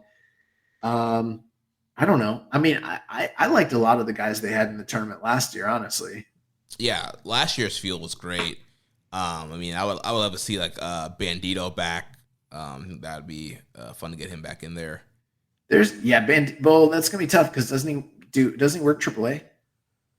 I don't know where he works in Mexico. Yeah, it's that one's kind of in the shaky territory, but I definitely think like Soberano Jr. seemed like a guy that might be able to get entry this year. Yeah, that would be cool. Kushida? Can Kushida work as Super Juniors, please? Yeah, can we get him back in Japan? Can he come back to Japan and work? He's a guy that could actually win the tournament, and I want to see him and Hiromu run it back. That's another one that no one's talking about, but like they have so much history and so many great matches, and like I would love to see that. Yeah, that's definitely a sleeper pick there. But like if you could get, I mean, we've done this question so many times. Like if it's going to be someone that you can get, but is definitely not going to be in it, then it's going to be like Vikingo. Yeah, it's going to be someone from AAA or it's going to be someone from WWE. If we're opening that forbidden door to like the other big companies, Amakusa would be really cool. Yeah, that'd be fun. Or like Junior Hayato or some of the guys that were on the All-Star Junior Festival. That'd be really cool. Shun Skywalker. Oh, that'd be so cool. JML, is Despy the odds-on favorite for Best Super Juniors? I think, Yeah, I think so. Yeah. He says, also, do you think Francisco Akira has a shot to be the junior ace down the road? Maybe. He's got a lot of fire, a lot of personality. He's a very good wrestler, so possibly. Yeah, I mean, I guess from a foreign perspective, yeah, I'll see from a domestic perspective that won't work out, but maybe he could be like the top foreign guy. Barry Wall says, with Shibata winning the ROH Pure title, should Narita go heel, change his character, and win the belt? As much as I like Narita and his gimmick, as long as Shibata is out there having matches, he will always come off across as the Lenny Kravitz to Shibata's Jimi Hendrix, and a copy is never as good as the real thing. What are your thoughts? I have noticed, and I don't want to be that guy, but since he got back to Japan, he's not sporting the same physical peak condition as he had prior to his return to Japan. If you know what I'm saying, man's looking a little pudgy. Narita? Yeah, I haven't noticed. Looks about the same to me. I've noticed, and I don't know. I mean, Shibata's not even in New Japan, bro. I would agree with you if the man worked for the company, but as long as he's in another company, it's like comparing Sting to the Ultimate Warrior. They don't work the same company, Mark Nato 1990. Do you think Kushida could win the Impact title, or is he just a body for the title match from Macklin to pin and win the title? I don't know. Steve Macklin sounds like the lamest fucking name for any wrestler I've ever heard of in my entire life. So I can't imagine you even would want to put the title on a dude named Steve Macklin. They could be like, a Luthez level all-time talent, and their name's fucking Steve Macklin. It sounds like Burt Macklin. Extra regular. Yeah, it's extra regular. Put the title on Kushida. Stop playing games. Like, what are we doing here? Yeah. Who's Steve Macklin? He's a dude from the Forgotten Sons. Bro, if he was in Forgotten Sons, I don't even know which of the Forgotten Sons, but that's how much I forgot him. He should not be a world champion. Hold on, let me pull up which guy. Kurt Angle held that title, sir. Samoa Joe held that title. Yeah, Bobby Roode held that belt. What are we doing here? EC3 held that title. Bully Ray held that title. I think they should. I mean, I don't know if I was them. He was Steve Cutler in the Forgotten Sons of NXT. Ew, they're gonna make Steve Cutler their world champion? Hell no. What are they doing? That's embarrassing. Oh man, bro, you went from Josh the Alexander. Yeah, I was gonna say Josh Woods, but that's not right. Yeah, you went from Josh Alexander to that's his name, right? Josh Alexander. Mm-hmm. Yeah, I'm tired. Yeah, to go from Josh Alexander to Steve Macklin, that seems like the biggest downgrade. Yeah, I would go with Kushida. I mean, yeah, I don't know. Let's go to our recommended match of the week and close the show out here. So last week for the excursion match, I recommended United Empire versus Time Machine from the WrestleCon Super Show this year.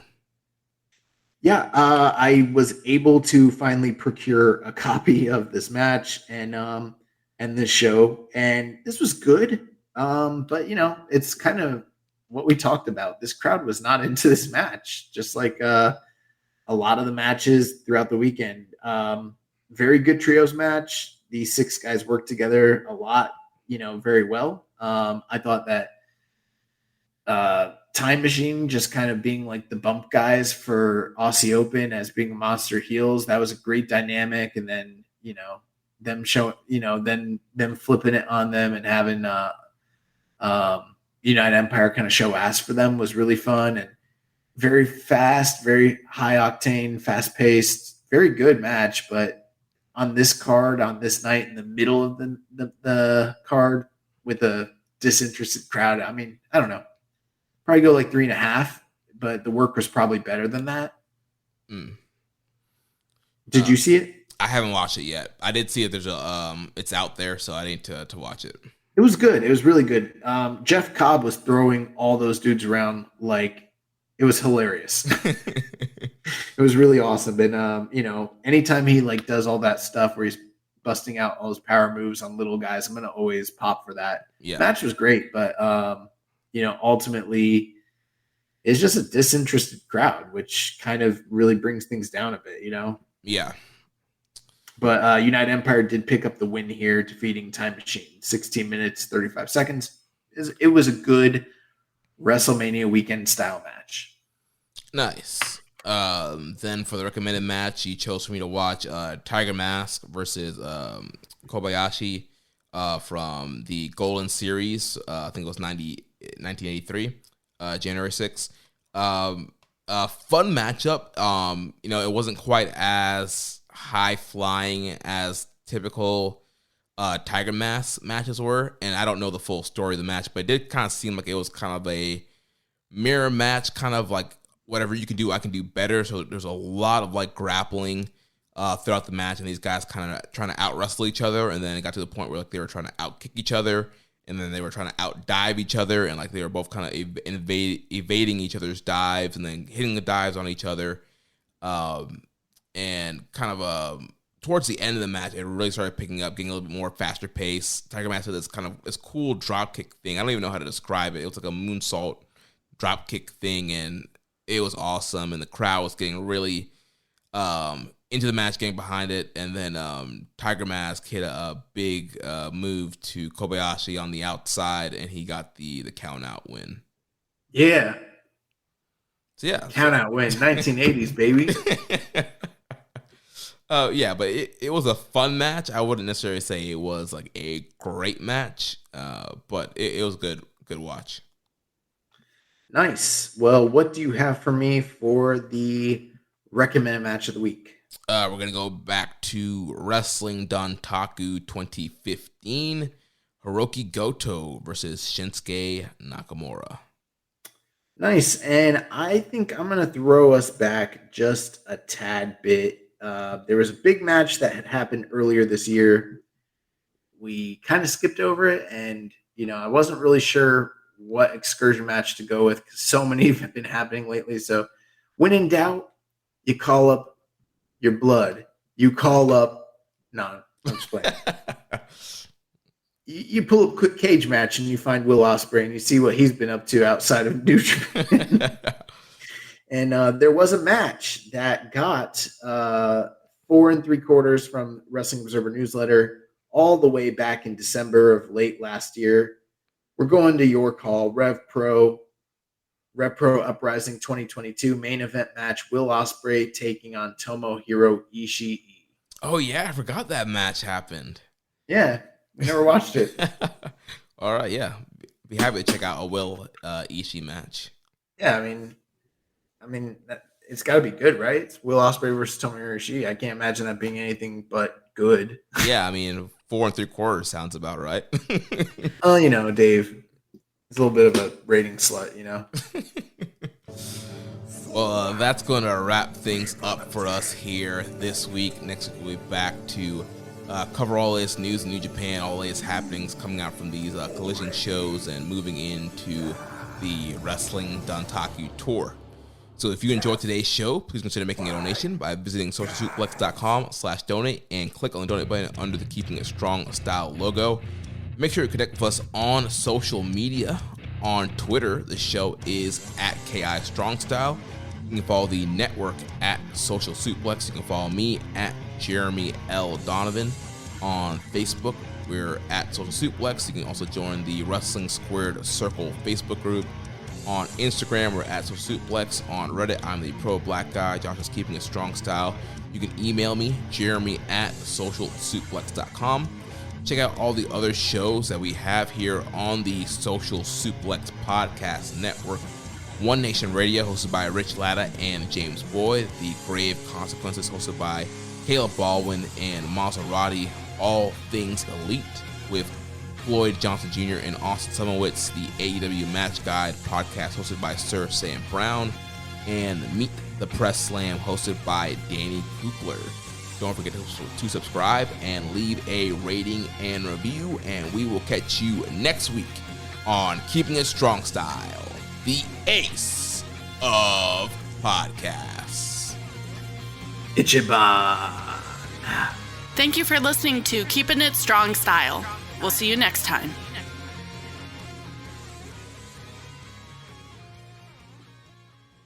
Progressive presents Adjusting to the Suburbs. I never thought about space in my cramped apartment, but in this house, all I see is empty space. The sofa and ottoman look like tiny islands in a sea of hardwood floors.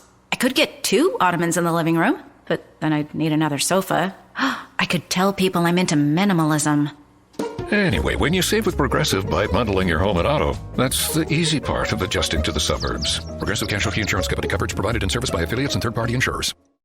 So, how does it feel when you play Roll Up to Win with Tim Hortons? Buy a hot or cold beverage using the Tim's app and find out. Roll in the app for a chance to win prizes ranging from free coffee and donuts to a Universal Orlando resort vacation or a sweet car. Oh, don't forget the TV. And this year, every roll is a shot at a $1,000 daily giveaway drawing for 2 $500 prizes. Roll up to win and get treated by Tim's. No purchase necessary. Account registration required. 50 U.S. and D.C. 18 plus entered by 4/2/23. See rules at rolluptowin.com for free entry and full details. Void in Florida and where prohibited.